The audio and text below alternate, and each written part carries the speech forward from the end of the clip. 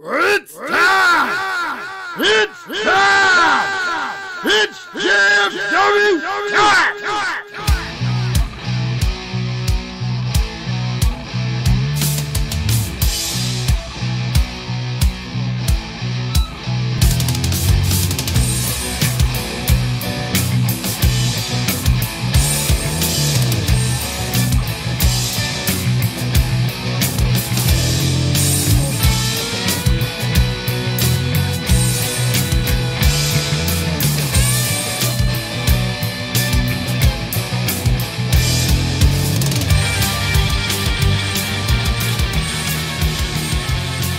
Hi guys, it's time to get some in the ring with the greatest faction podcast history. Just freaking wrestling, the JFW Podcast, hosted by Travesty. And I am the only general manager that matters at RPW Wrestling, Nubby, the Amazing Turtle. I bring the trains, I bring the pain, and I am not lame because I am your LIM champion, Pacman. And I bring the pain. And I didn't the train.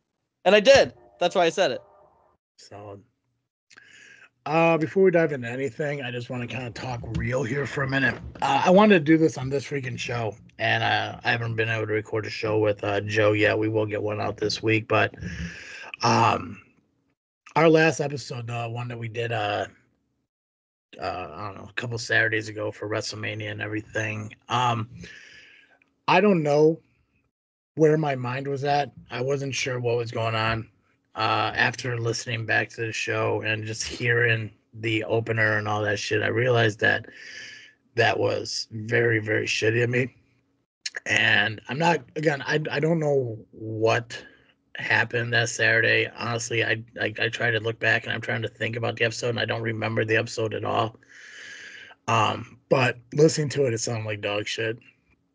And for anyone who did listen to it, I do apologize for that. I want to apologize to you guys too, because after doing this, between this freaking show and JFW for the 9 years that I've been doing it, I want to try to put content out there that people want to listen to and people enjoy listening to, and for it to be coherent. And for some reason, when I listen to that, I just don't know what the fuck that was. So I do apologize to you guys, and I apologize to Dizzle J when he listens to this. That wasn't it should have been a lot better, and I think that falls on me for the way it was. So I do want to apologize, guys, for that. Like I said, I don't know what was wrong with me. I listened to this freaking show, and it's just like, to me, it was the same fucking way. It wasn't the quality that I really want out of our podcast. So I want to apologize for that. That was on me, and I want to make sure that we, as a whole, have entertaining, high-quality podcasting, and in order to do that, I just have to be better. So, again, that's on me, and I apologize. In the words of Kyle, do better. Fuck Kyle. I think I said that first. And in the words of PX, shit happens. We all have those off days and off podcasts, so we'll have a good one today. I believe so. This is going to be kind of a blending of two of both kind of JFWs and everything, because I do want to talk about WrestleMania and everything that happened. And obviously we're going to talk about RPW Wrestling and ARW. We talked about it in the chat and all this other stuff. Apparently, I don't know if I got my Wrestle League schedule dates wrong or whatever, but you did mention that Wrestle League, I guess, is looking for a new place to put shows on. I know the Raven Room is closing. That's all I know. Okay. So I don't know if that has anything to do with the schedule, but I did see there was a post about a month ago that the Ravens Room was closing. Okay, because I reached out to one of the Wrestle League guys to find out if, because obviously I think last month I thought there was supposed to be a Wrestle League show, and I was wrong on that day too. So I don't know if maybe I accidentally looked at the 2023 schedule or some shit, but for any of you who are out there who are listening, if you know anything about Wrestle League, reach out to us and let us know, because I do want to cover Wrestle League, because a lot of the guys who are in Wrestle League are Frontline, RPW, IPW, they're fucking everywhere. And I would like to promote the show that kind of got them into the business. So if you know anything about Wrestle League, reach out. I can do it myself, but why? So let me know. Send me a message. Reach out to us at Facebook at JFW Podcast, or you can email me at JFWPodcast@yahoo.com. But we are going to talk about Rocket Pro. We are going to talk about ARW, but I want to talk about WrestleMania first. Actually, the entire weekend was Stand and Deliver, the press conferences, the announcements and releases, the returns, and all that shit. First thing I want to talk about, I guess we kind of start from the back and work our way forward. Cody Rhodes finally finished the story. Yeah, he did. Yeah, Right. buddy. Nubby, let me start with you. Give me the favorite and least favorite parts of that main event for you. Honestly, I don't think I have a least favorite. I thought the match itself was great. Yeah. I mean, considering what they went through the night before, I was expecting dog shit at that point. But I think, if anything, maybe them not panning to the crowd when Seth Rollins came out as the Shield, maybe that was kind of a downfall. But at the same time, when Roman Reigns came in and fucking, blasted him perfectly right out of the ring, that was fine, I guess. Did anyone else think Dean Ambrose was going to show up for that moment? For a split second. Right? I knew better. Someone that I was with did say Dean Ambrose. I'm like, no, come on, dude. No way. I just know better than that. I think my favorite part overall, I mean, the whole match was good. They told a great story. I guess that's just the main point. But I think it was cool, even though people were expecting Austin to come out. I think Undertaker doing the thing was cool. The way he did it, just out of nowhere, and then taking The Rock with him, that was fucking cool. Yeah, I think everyone was expecting Austin. I know a guy I work with, Ryan. I think he listens to the show. I don't know if he does or not. If he doesn't, fuck yourself. Actually, I can't say that because he did give me some. Actually, Nubby knows, but Pacman doesn't. I still got a surprise I got to reveal on the podcast. I'll do that next week. I'm not gonna grab it right now. I want to be in suspense. Yeah. I like that. We'll do that. Or I could just show you when we're done recording. Like I said, I'm not going back and grabbing everything. But Ryan gave me some real cool wrestling memorabilia. So he's a solid dude. And we get to talk about wrestling from time to time. He said that he read or heard that Austin was supposed to be there, but they couldn't come to an agreement on money. I don't really believe it, but yeah, I think Austin. I think when it came down to it, I think the one thing I liked least about it was the fact that it was Undertaker, not Austin. And it's not that I don't love the Undertaker. It's just that chokeslam was weak. It just wasn't a good fucking chokeslam, and but I do love the fact that he did finish the story, and a lot of the guys who came out were like guys who were, who fell to the hands of the bloodline throughout the entire, run and story and everything. It was pretty cool that they were all out there, and he was able to present his mom with the title, and the fact that Brandy was part of his entrance was fucking cool. I guess I just expected a little bit more, a little bit earlier. Like I said, they just signed that new Samoan Dynasty guy, something Fatu. Jacob Fatu. Yes. I figured maybe he would have some point in it. Maybe a Nia Jax, like Rikishi. Like I expected more Samoan Dynasty to show up in this moment.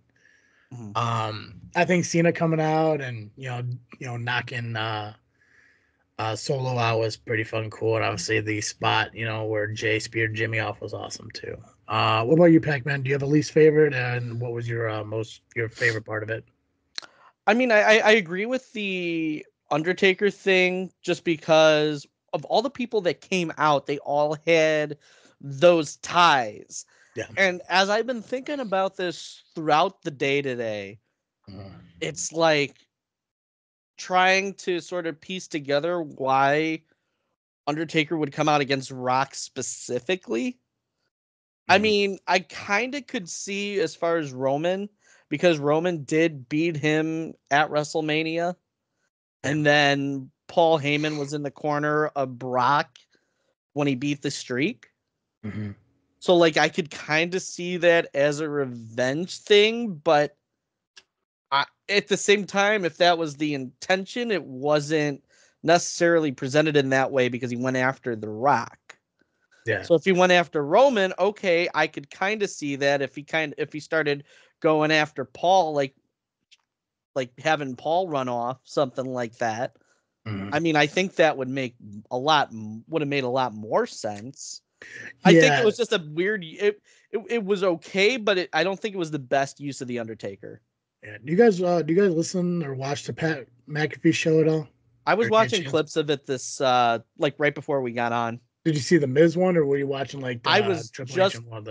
I was just watching that one. Okay, I'm like right in the middle of it. Yeah, because the only thing that makes sense, and I think Miz said in that interview, was like he loved the fact that it was the Undertaker because for the longest time the Undertaker was the locker room leader. So in his mind, it made sense for him to be there because he's leading the locker room against this new chairman Rock that we're getting. So I can see it if you look at it from that perspective. But when you look at the I think it was 3 matches that The Rock and Austin had at WrestleMania, it made so much more sense for it to be Stone Cold Steve Austin. So, but it still was a cool moment. What did you have a favorite? I mean, I think just having Seth coming out. I mean, is it because it gave you the ability to make a TikTok? Well, that wasn't me. That was Misty Sweeters. Oh, shout out to her. Yeah. Well, I came up with the idea. She's the one that has a better. You made sure to mention that in the TikTok when you sent it to me. This is my idea. Good for you, buddy. It was a Missy P. I said it was a Missy PX joint. Yeah. Let's not twist facts here. Shout out to Missy though. She's very creative with her TikToks. I do take action photos. I do gotta say you're wrong though, because granted, I agree with the fact that all he did is come out, get punched in the face, and hit with a chair. But if you look at it, if Roman hit Cody with the chair instead of Seth, oh yeah, he would have won. Yeah. No, so, and I mean we posted that as more of funny, a joke, but it was funny. Yeah. No one's gonna bash you for it. It's a clever thing. But I like to point out your flaws and shit. Because I actually was listening to a shit ton of April 2023 podcasts and shit where I talked about you guys a lot. I hope you said nice things. Yeah, sure was. Yeah, we were talking about how you whipped my ass in wave 3. No, we're already past it was a tie thing because it's established it was not. I will say though, I noticed something because when you sit here and you talk about like you look at like the evolution of people. I know this is kind of completely off topic, but you look at the constant evolution of people and how they advance, like a character or who they are throughout the years and everything. It's weird when I look at who you are now compared to who you were in 2023, because back then when I was, just tearing you guys apart, fucking destroying you, win after win after win after win. There was always this common thing where you would come in and, the one thing you can always, hold over my head is like, you guys are a group, you guys are a team, you guys are one. And then I think about it now, and you're not that guy anymore. What do you mean by that? Well, okay. Back in 2023, back in the, even like maybe the summer and shit like that, every time you talked about something, you talk about an accolade. It's always like, we did this, we won. What is it called? A fucking Nova Award. Like, we did this. Yeah. We let Steve sit. We did this. Every time you would talk about some kind of success, you always made it about the LIM. But ever since December, you focus more on your individual accolade of pinning Damian Gray. Maybe it's just me. Maybe, Nubby, if I'm wrong, make sure you correct me. But I think you focus more on the I achievements rather than the we achievements lately. And I'm just weirded out by that. And I hope that's not me. I hope it's not you being here on JFW change your attitude in any way, because you're still a solid dude. An idiot, but a solid fucking dude. But when you sit there and I'm just sitting there, when I crushed you in wave 3 and you chose not to watch anything happening online or listening online because we didn't have video back then, you were confident that Giggles and Gabagool were destroying me. And even when you came back from your sabbatical and you run through your front door with your goofy ass parody of We Are the Champions, it was all we. Even though you weren't part of it, you collectively, as LIM said, we are the champions because we beat Travesty, even though you weren't part of it whatsoever. But now that you went out and you fought Damian Gray and you had your match, even though your LIM buddies were there at your entrance and, holding up side by side, proud of you, cheering you in the crowd, you don't talk about the we successes anymore. You only talk about the I success. And I find that weird.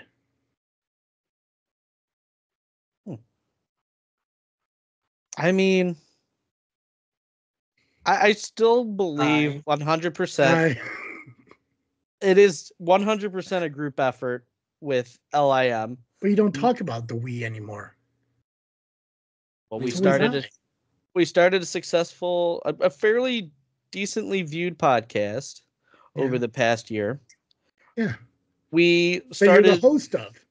We started expanding our content a little bit, and instead of having all sorts of different videos, we put it together in one single vlog.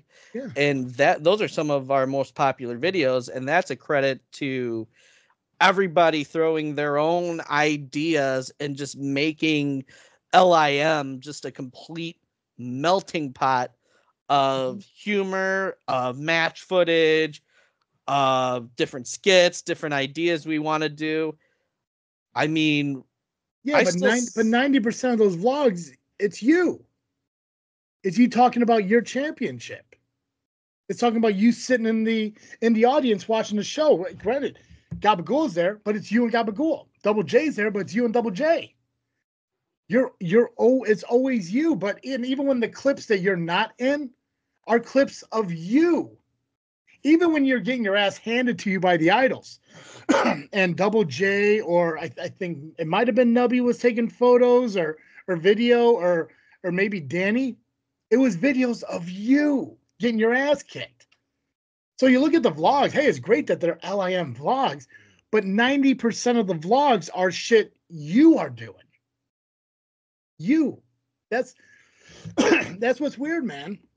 Like I said, I remember watching vlogs back in 2023, and collectively, like, there's so much, like, it's like you split the time in the videos between you and Gabagool, you and Double J. But these vlogs, if you go back and watch them, which I'm guessing maybe you do, it's 90% you sitting there with your title. And I don't think you've ever put a vlog out where you didn't mention yourself as the LIM champion. Because it's all becoming more about you. I have a solution to that. So, with the show, I do actually. So you can admit that I'm not wrong. If you have a solution already, then what I'm saying makes sense. I mean, I've never heard somebody explain it to me in that way. Yeah. But I think I do want to make it clear that the LIM isn't just about PX, that it's about the collective. So, LIM, if you are listening to this, here's the one thing that I am going to say. This will not be present this weekend at spring break. You will not see the LIM Beer Drinking Championship this weekend at spring break. It is going to be your guys' vlog. I'm going to be focusing on my interviewing, on my other responsibilities at Rocket Pro Wrestling. On your responsibilities. So the reason you're allowing them to do the vlog only with them is because you don't have time to be in it. I'm a busy guy. What can I say? Yeah. Okay, that's cool. Well, at least you allowed them to have their own vlog because you can't find time to be in it. Makes sense. I mean it's really busy. It's a tricky transition right now that I'm in. Mm-hmm. I mean, we'll get to it later, but you've been busy with certain people. But we'll get to that. Oh, I know that's coming, and I do have a perfectly good explanation for that. Oh yeah, because you did. We'll talk about that. You didn't explain it on the lip, so I hope You promised you explain it here. I promised I would, and I'm a man of my word. I'm an Acker man of my word. Get it? Because that's my last name. So I will explain it. So, and I'll do you one better. It's not on the floor. I almost put it on the floor, but I remembered. I know better now. Yeah, so off to the side. It won't be seen at all throughout the rest of this podcast. Do you? I see it right now, yeah.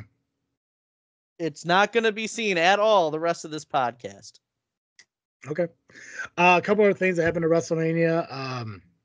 Drew McIntyre beat Seth Rollins for the championship, opening up night 2. Damian. Say it right. Hold on. I kept fucking Damian Saint stuck in my head. Fucking A. Damian Priest cashed in. Won. I think they said he held it for 10 months. Next Money in the Bank, I believe, is happening in May. Believe so. Which is weird because if you look, because I was trying to get all the pay-per-view shows put together on when Dizzle J and I would be recording. I think May and August they have 2 pay-per-views in those nights. I think May is Money in the Bank, but I think it's also King and Queen of the Ring in Saudi Arabia.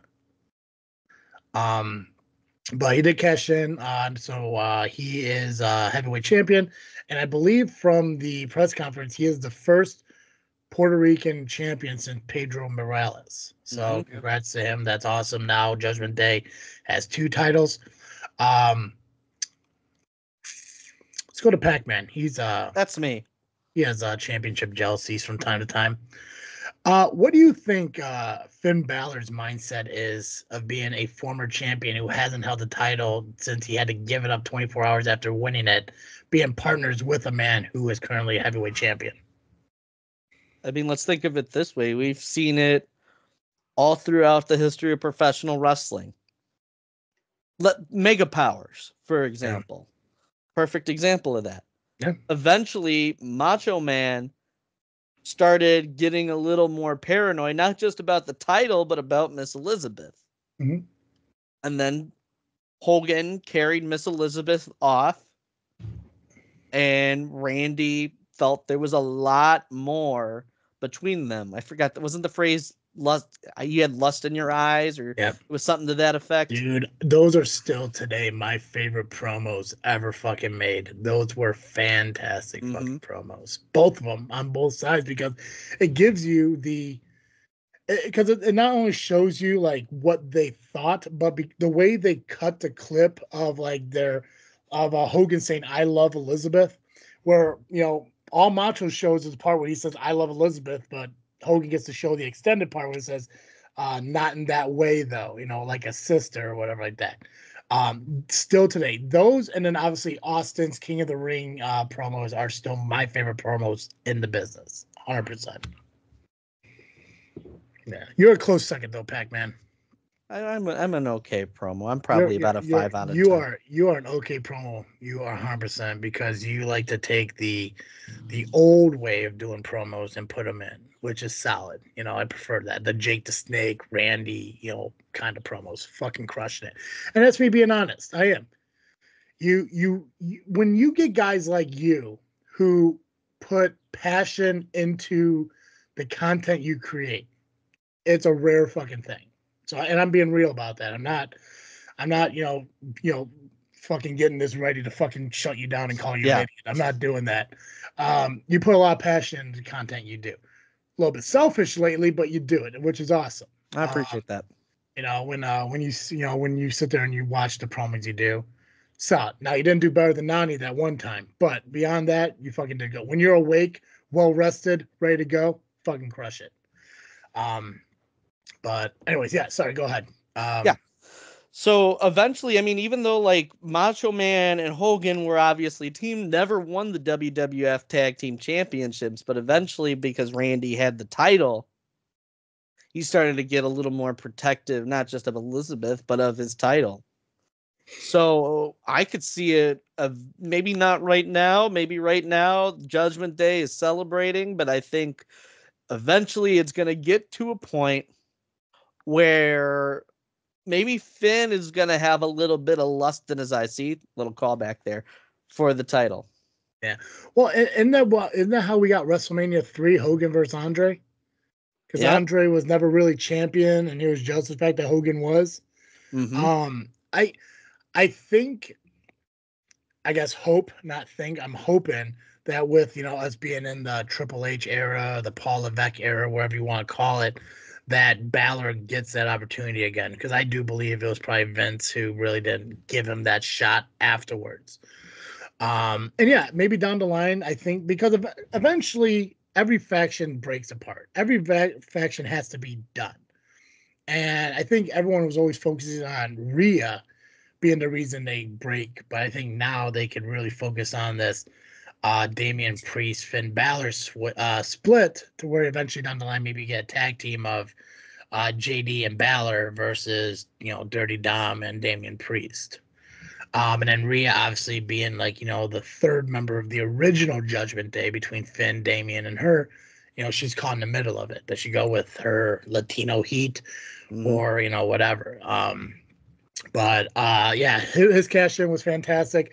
I think they played off well the issues between Damian and CM Punk. I don't know if if they implied the fact that Punk is healed because he took the brace off and all this shit. I don't know. But that was pretty cool. So, obviously I think until Punk is fully healed, you're probably going to see some Damian Drew shit. Who knows what's going on with Seth. There's rumors of him being injured and him maybe being gone for a minute, which I don't blame him.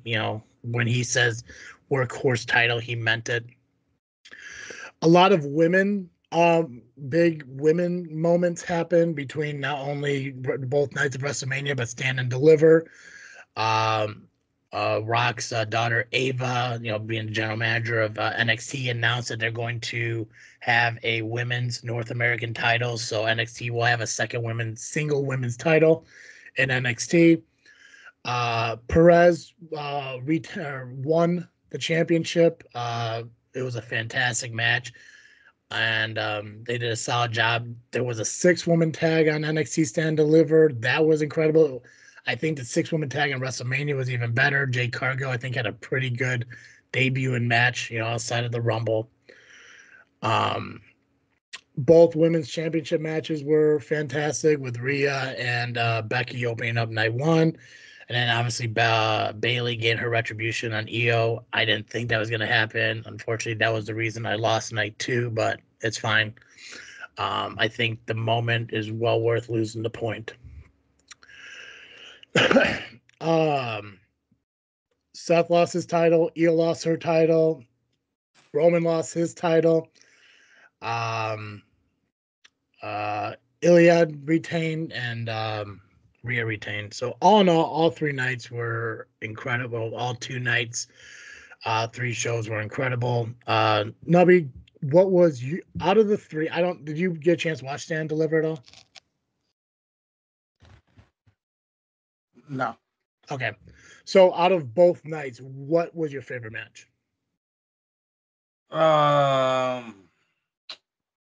Shit. I'd say Bailey Win. and Io, because they told a great story, and there was a lot of emotion with that, and with Bailey, transitioning, I guess, back into babyface. Mm-hmm.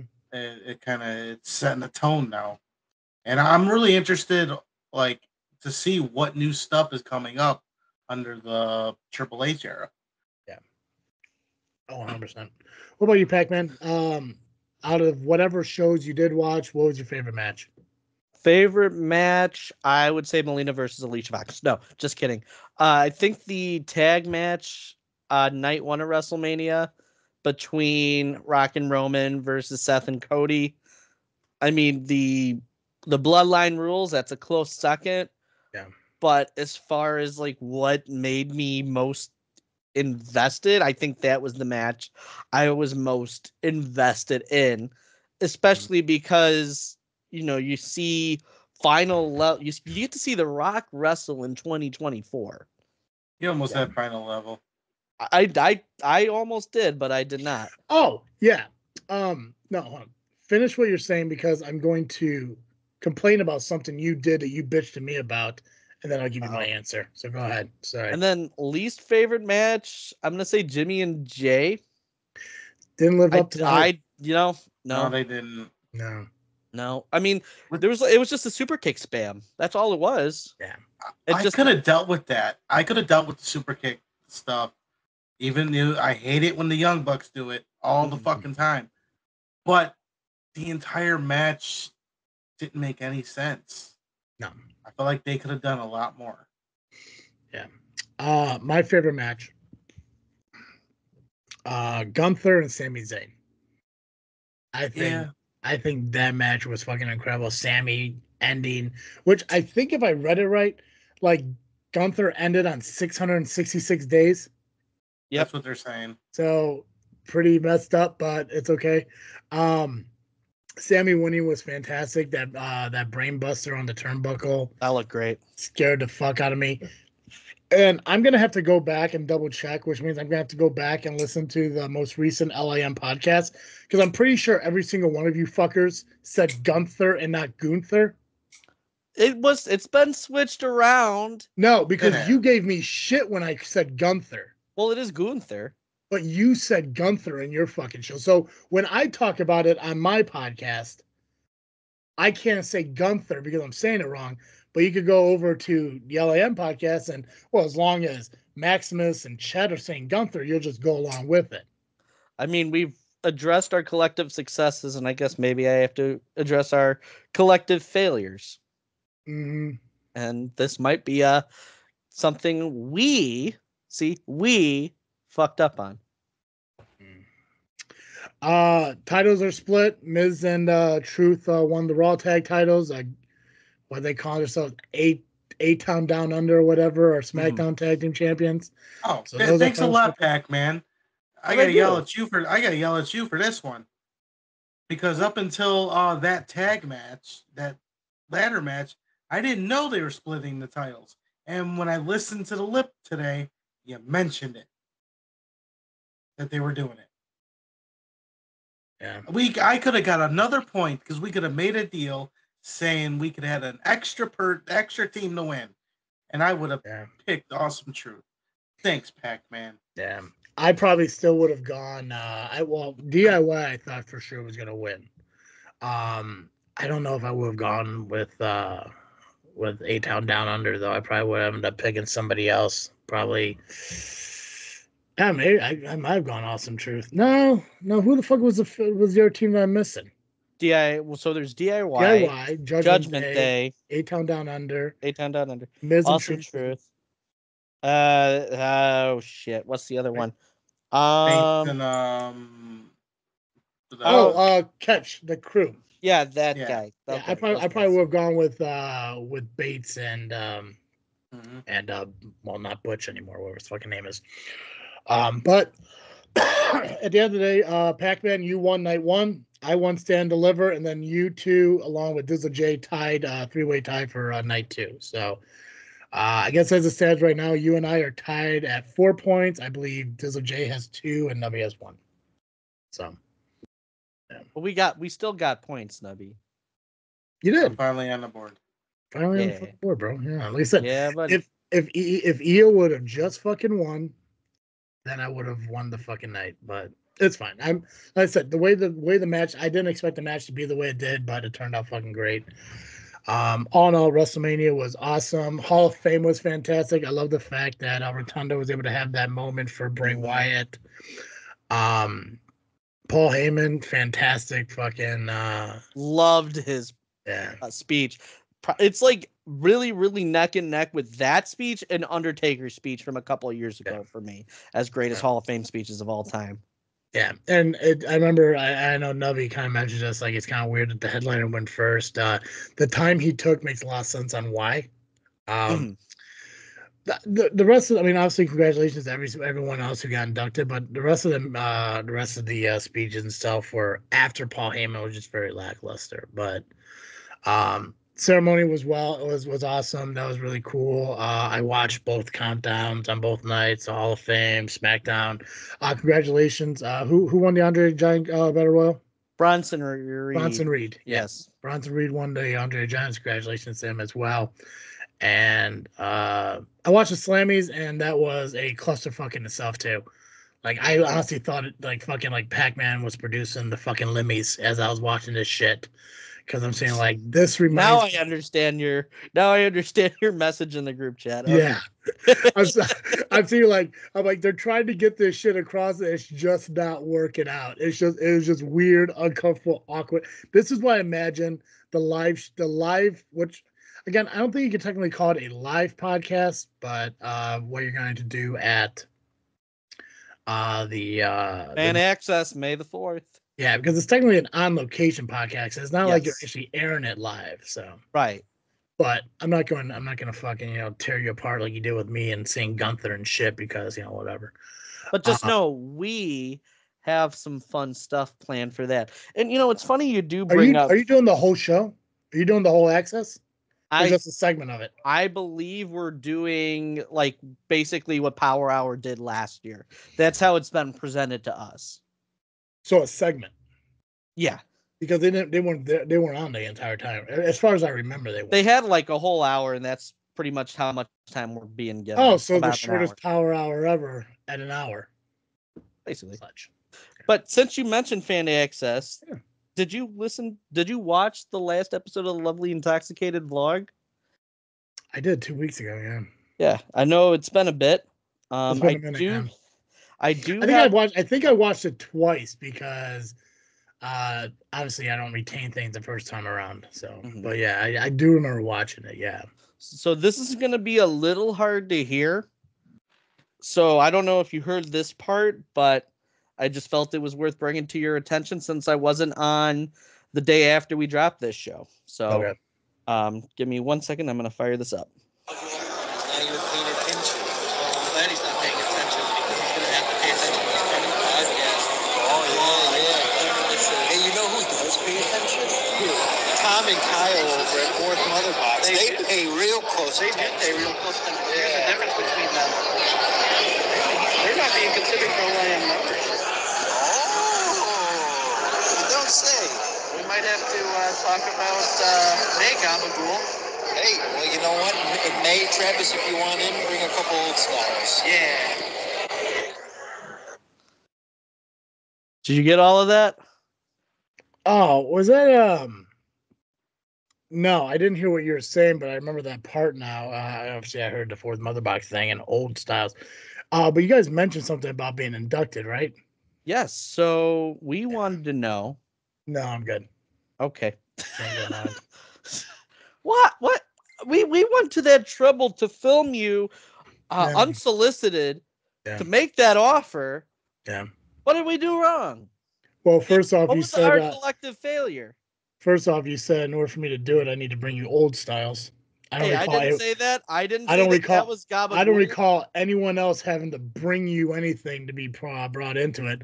Secondly, this was something I asked you about months ago.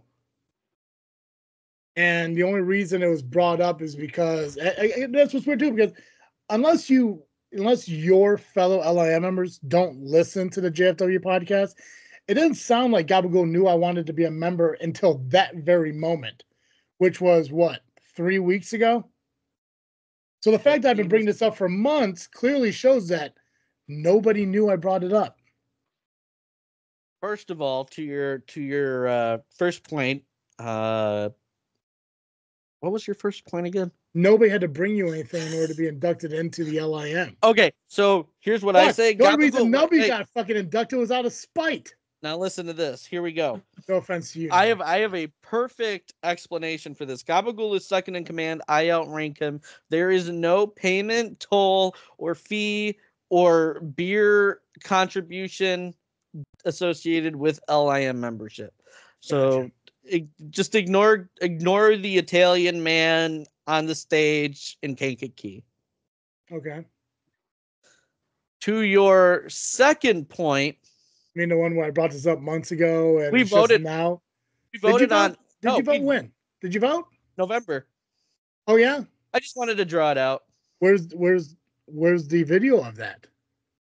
We don't record our meetings, but we did actually vote on it. That is real. Yeah. Okay. Well, it's funny because on your last show, the last Lovely Intoxicated podcast, you extended an offer to Captain Dave to be on, to be a member of the Lovely Intoxicated Men. We voted on that in our girthy March meeting, which was 2 hours long. Okay, so why wasn't my offer mentioned on the Lovely Intoxicated podcast? We wanted to wait to put you on the biggest stage possible. It's very hard to come up with a lie right on the spot, isn't it? No, that was the truth. Oh yeah, was it? We were saving it. We were saving it. We wanted to wait for the biggest. Good job ripping off WrestleMania, by the way. I'm glad you filled that lie with some WrestleMania fucking shit. Hey, in my defense, I've been watching nothing but WWE for the past 2 days. You gotcha, but you already knew about this from November, though. I have another little thing that I want to throw your way as you're considering this. Just out of curiosity. So you said you collectively made a vote in November to put me in the LIM, and It was unanimous. Everyone agreed. Everyone agreed. Cool. Call Gabagool right now on your phone. I don't know if he's gonna pick up. Let's find out. Very, very tough man to reach. Let's find out. Give me 1 second. Let's see if he's going to pick up. I'm going to ask him if you guys had this vote in November. Don't you text him anything. Don't text him anything like, hey, whatever Travis asks, you say yes to. I want to hear. I want to catch you in this fucking lie so fucking quick. No, it is true. We did have a vote. Yeah. It was November. I don't fucking believe you.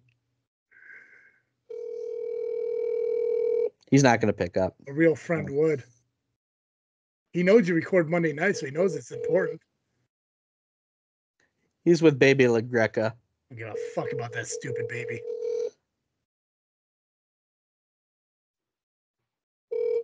Call has been forwarded. Oh, yeah. Nope, he didn't pick up. Before his fucking number starts popping up. Yep, exactly.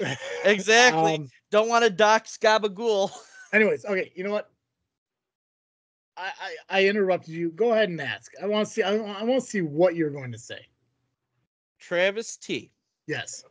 At Rocket Pro Wrestling Fan Access. Ooh. Will you put your hand on the chat head? No. And be inducted into the Lovely Intoxicated Men? No. I will not. Oh, shit! What the fuck is that?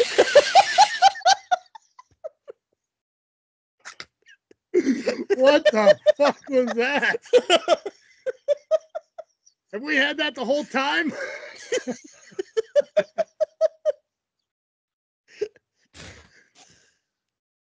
You know what? When's Fan Access? At the end of May? May 4th from 2 to 4. Okay. I'll tell you what. Give me until then to make a decision. Because I've also extended an offer out to the Idolizers, and I'm waiting to hear back from them. Oh, God. So we'll see who really wants Travis T the most, because you've waited 5 months to offer me this opportunity, and I just don't believe you. So I'm just going to point this out there. Do you really want to be with Nani? Who? You know, whoever that is. Do you really want to be with someone who you don't know? How about being with the what's the phrase about the person you know versus the person you don't know? The devil? The devil you know versus the devil you don't know. Because you don't know Nani, because every time we bring her up, you say, "Who is that?" But you see me and you're like, "Shut the fuck up, Pat." I'm still waiting for someone to tell me who this fucking lady is.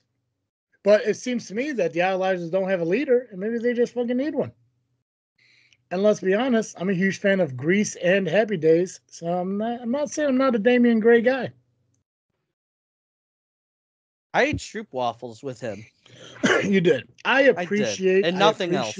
I appreciate the offer, Pacman. It just feels like you've had 5 months to extend this offer.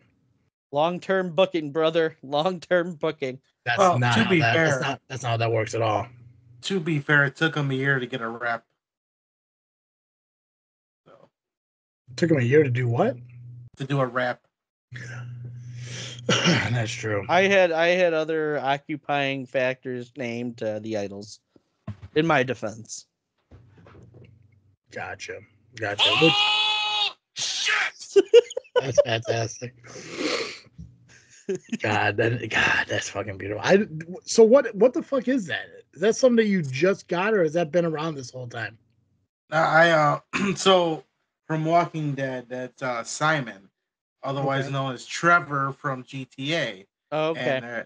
And that's a line he says before he kills a bunch of people. So. Gotcha. That's fantastic. I'm glad that exists now. That's fucking perfect. I don't know, Pac-Man. I don't want to fucking be paraded in front of a bunch of people and put my hand on some stupid idiot's fucking face. And well, you're gonna have to. You would have to protect the good name of Chet Gunderson. That's part of the oath. Clearly, I haven't done that. Yeah, you guys have a lot of rules I just really don't agree with.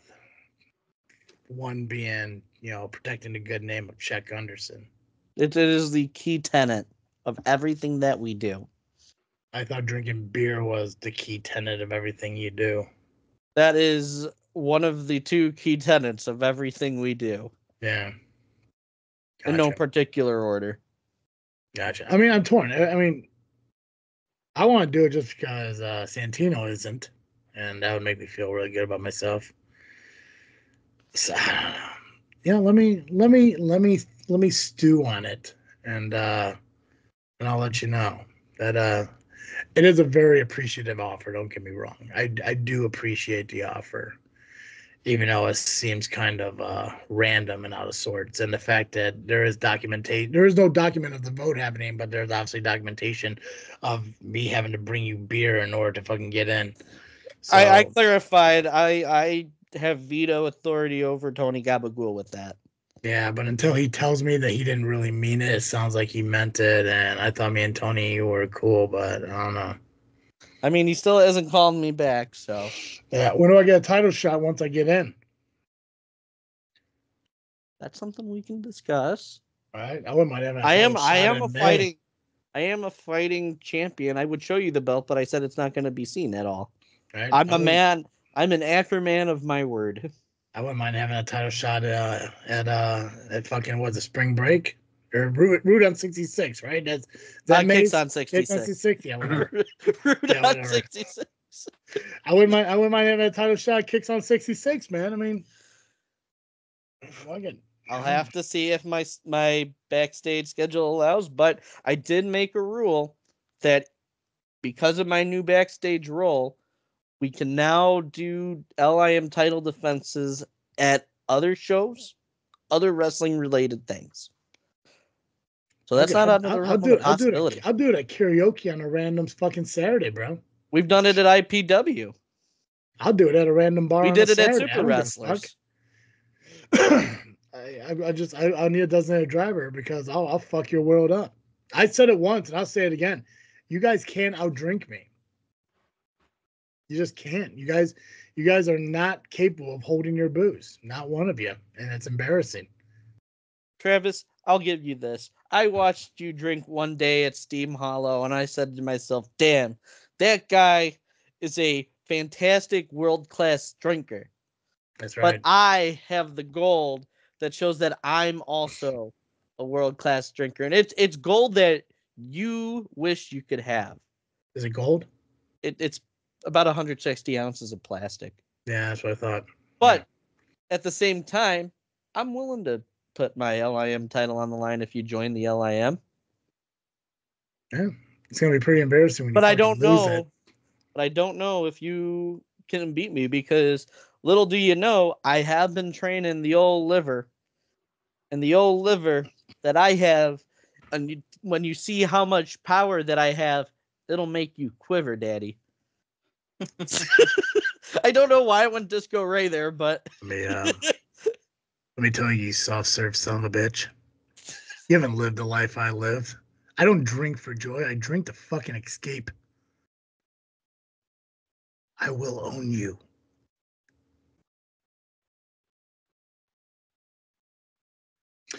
Anyways, nothing more about WrestleMania. I think we're good on that. I'm looking forward to Backlash in France. I'm excited for that. Weird though is, as I looked up the venue that they're putting this show on, and it has a capacity of 16,000 people. You would think they'd go to a bigger venue if you're going to France.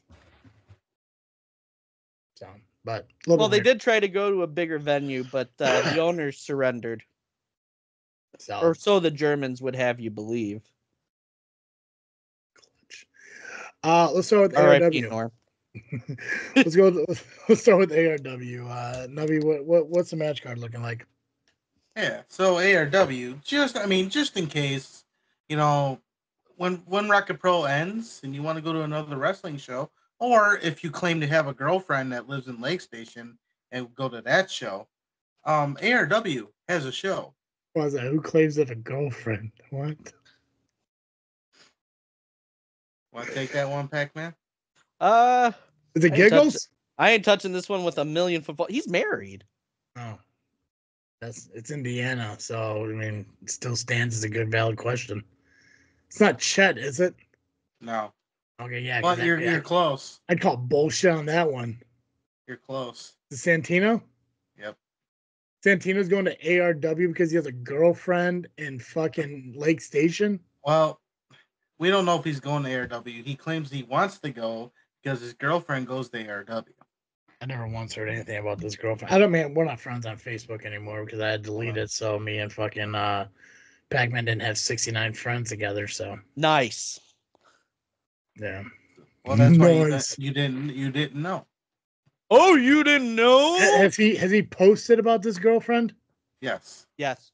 Somebody send me a picture in chat. I gotta see if this person's real or a girl. So, just curious. Or a friend. Yeah, not that there's anything wrong with it, but come on now. Yeah. Anyways, so ARW. Hold on, real quick. Speaking just because we're mentioning fans, nothing else other than the fact we're mentioning fans. I do want to extend thoughts and prayers out to Neeser. I haven't seen an update, but last I heard he was in the hospital dealing with some shit. So I haven't really been on Facebook the last few days and stuff like that, so I'm not sure the status of Neeser right now, but thoughts and prayers go out to him from JFW. Hopefully he's doing better than he was a few days ago. So anyways, okay, just wanted to do that. I meant to do that earlier, but kid can't catch a break, man. Come on. He can't do it. It's weird because when I went onto social media and I saw that post, I honestly thought it was just an old post from the previous time because he was just in the hospital like a couple weeks ago. Yeah, and he was fine at Mr. Bill. Yeah, so he was in great spirits at Mr. Bill.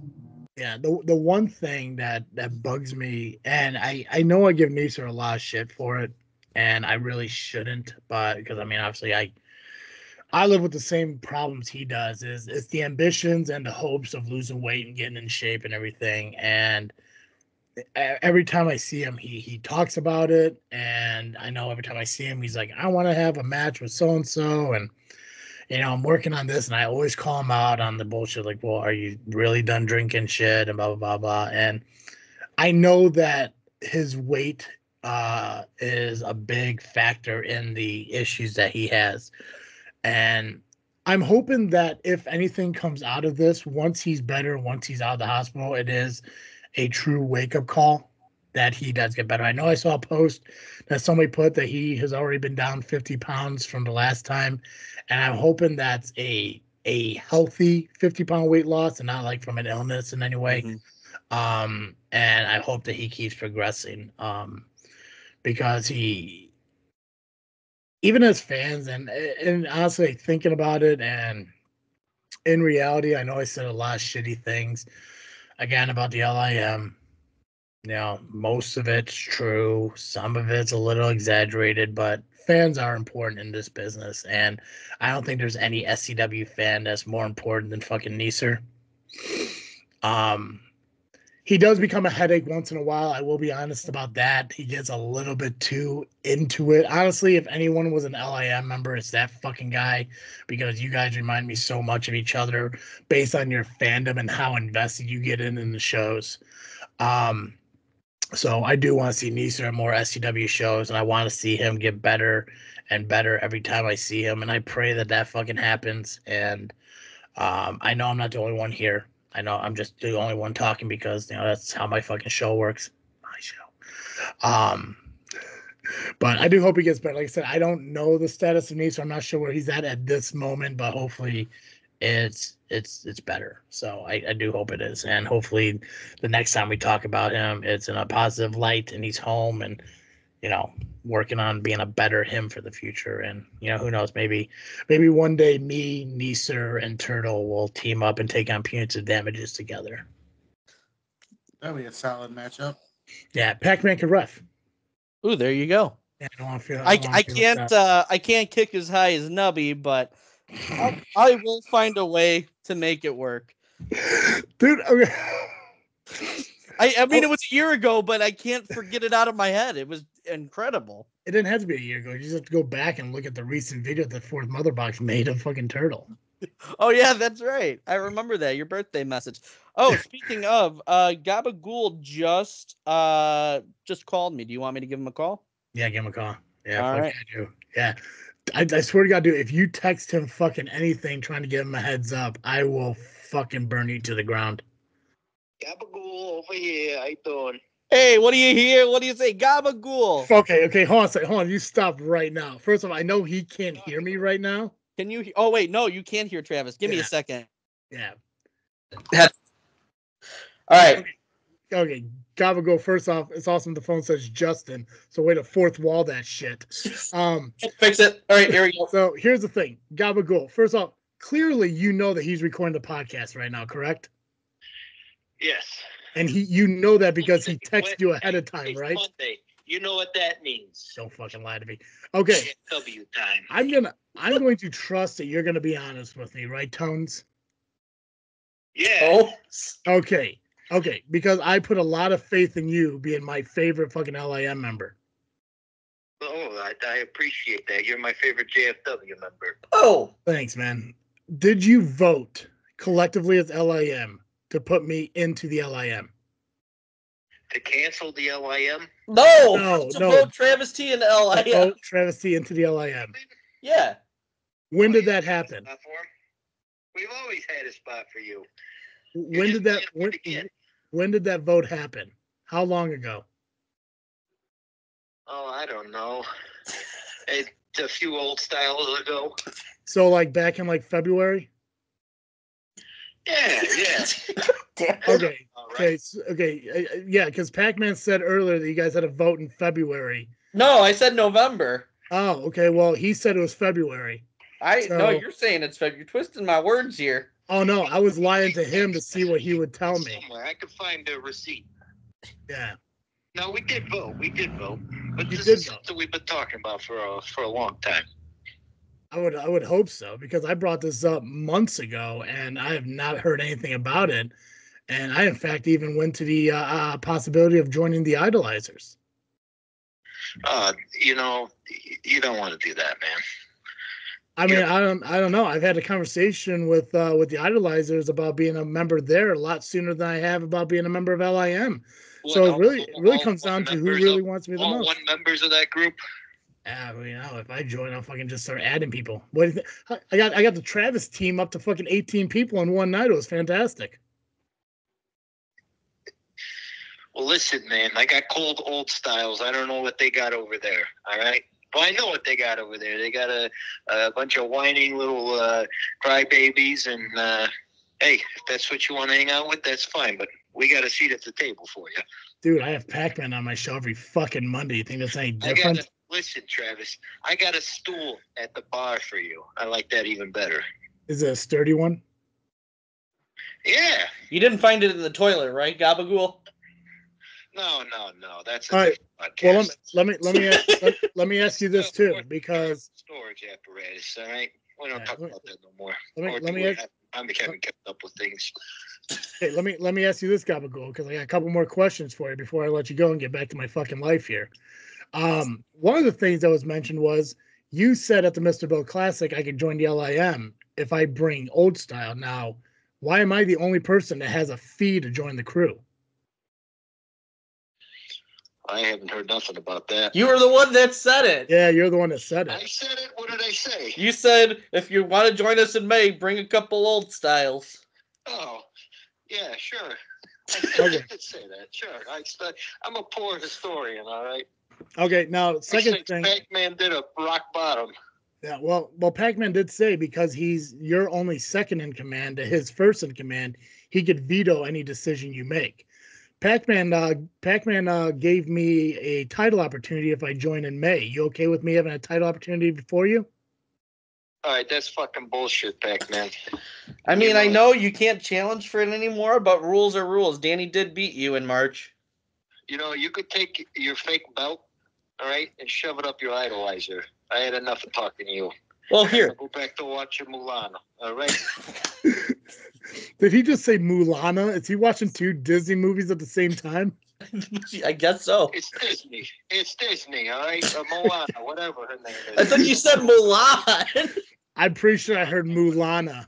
Trump or something. I don't know. It's a Disney princess. Right? Like some princess is, traveling across the ocean to fight the Huns. Solid.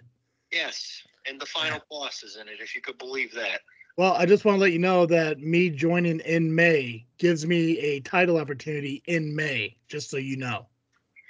Well, we'll see about that. I'm having second thoughts about you joining. I mean, it was already offered to me. So if I say yes, it's a done deal. When recording a podcast, it's all documented. Yeah. Yeah. Wow. And according to Pacman, the title will not be on the line in April. So that means the very next title shot will be Travesty versus Pacman for the LIM championship. Actually, it'll be me and Danny first, and then you went face the winner of me and Danny. Oh, there we go. See, yes, Danny then me. I could drink you guys under the table, over the table, on top of the table, to the side of the table. All right? The head of the table. I don't get no respect around here no more. Well, you enjoy your wine coolers, buddy. I'm going to go drink like a real man. Wine coolers? What do you think this is? You Bay Breeze bitch.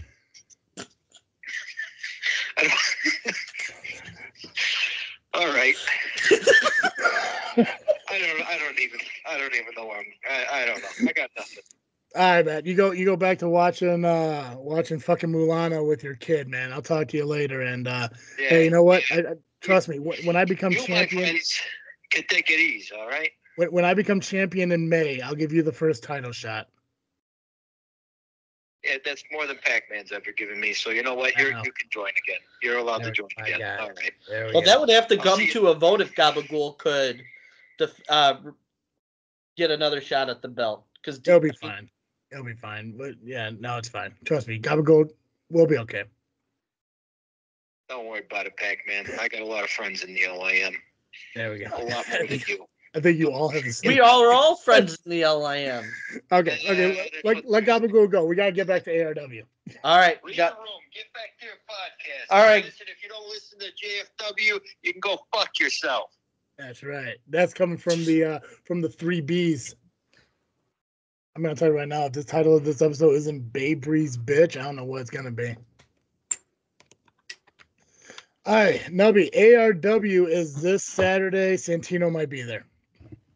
He might be there, or no, because someone has to drive him. I don't think anyone's gonna drive him out the lake station. So nah, probably not. He'll be hanging out at Rocket Pro and then going home. Maybe Nick Diamond could pick him up. I'm sure he'll fucking be over at his house with his aunt anyways. Treated. So, did that. See how many layers that fucking joke had? It was solid. It's like Shrek, bro. Fuck yeah. The first one, not those 2 bullshit sequels. Ugh.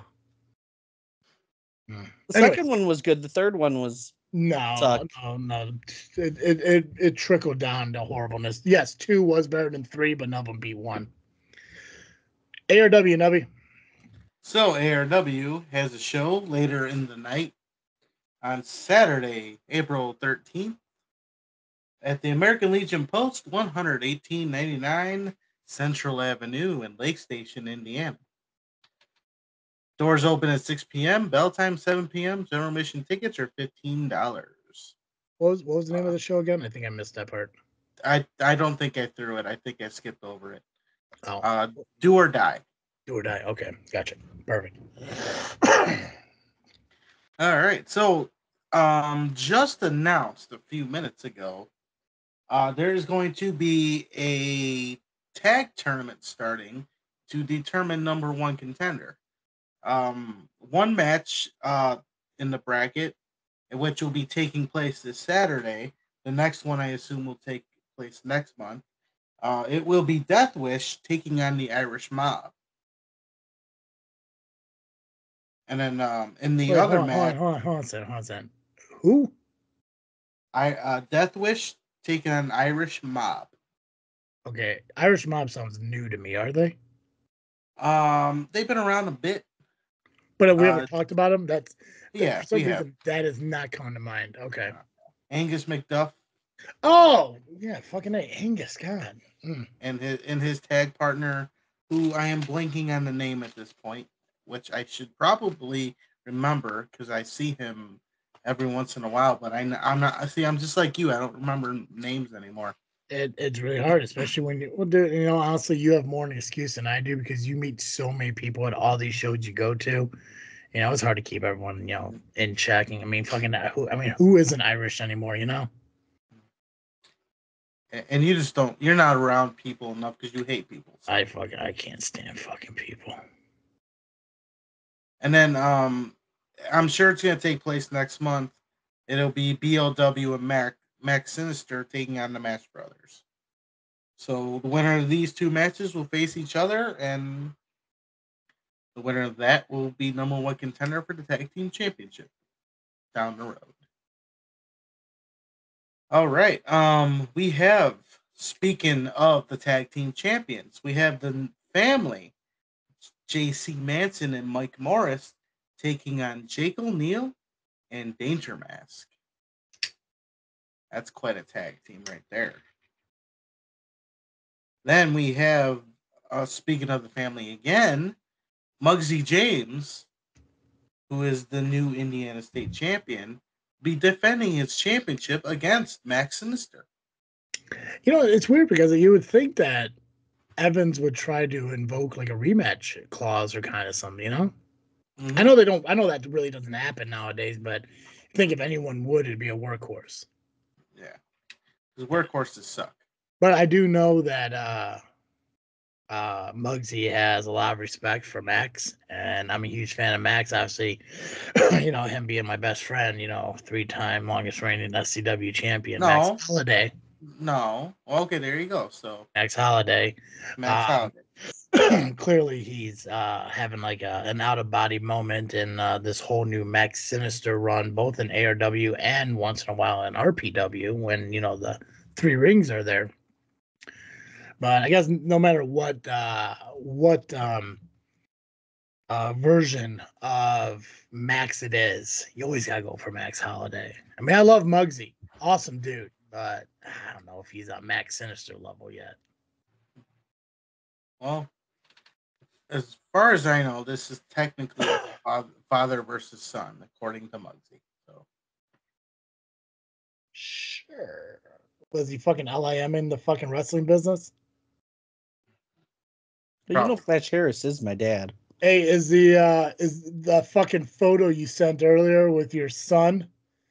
So was that fucking Eclipse the great grandson of C-Red?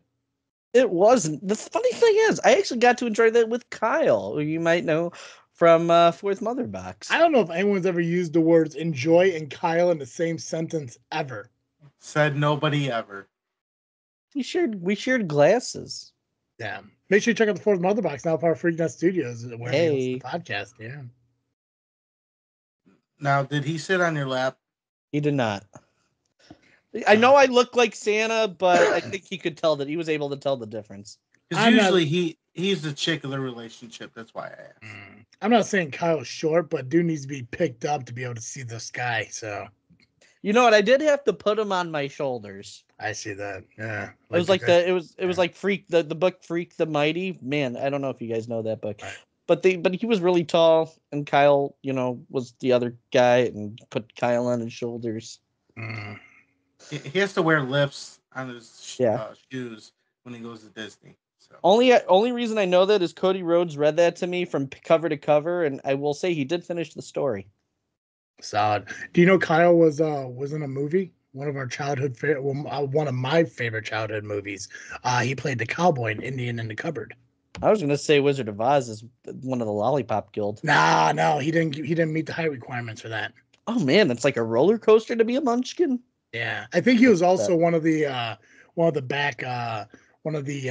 called, the extras in Night at the Museum. One of the other, again, cowboys. He really likes playing small cowboys. It's nutty. Yeah, he really has a niche for cowboy figurine too. I mean, he does do commercials as a cowboy, so. That's true. That's true. Again, Fourth Mother Box. Thank you for being a part of Freak Nut Studios. Catch him wherever you listen to the podcast. But yeah, that was my son. Now that makes C-Rad a great grandfather and To the son. Yeah, my son. A great grandfather to a son. Yeah, my son. Yeah. Yeah. I'm just glad that your son survived the battle with Icarus. Yeah, I mean, it was rough, and I was really worried about him, but I knew at the end of the day, I mean, like, I got managing experience, so I was helping him out, and he came out real strong. I mean, he just spit beer in Icarus's face. Maybe that was one of those solar flares. Either way, I'm very proud of him. Well, he doesn't have a flair for it. Yeah, his favorite wrestler, funny enough, Dusty Rhodes. Oh, nice. Oh, you think I was going somebody else? ARW, Nubby.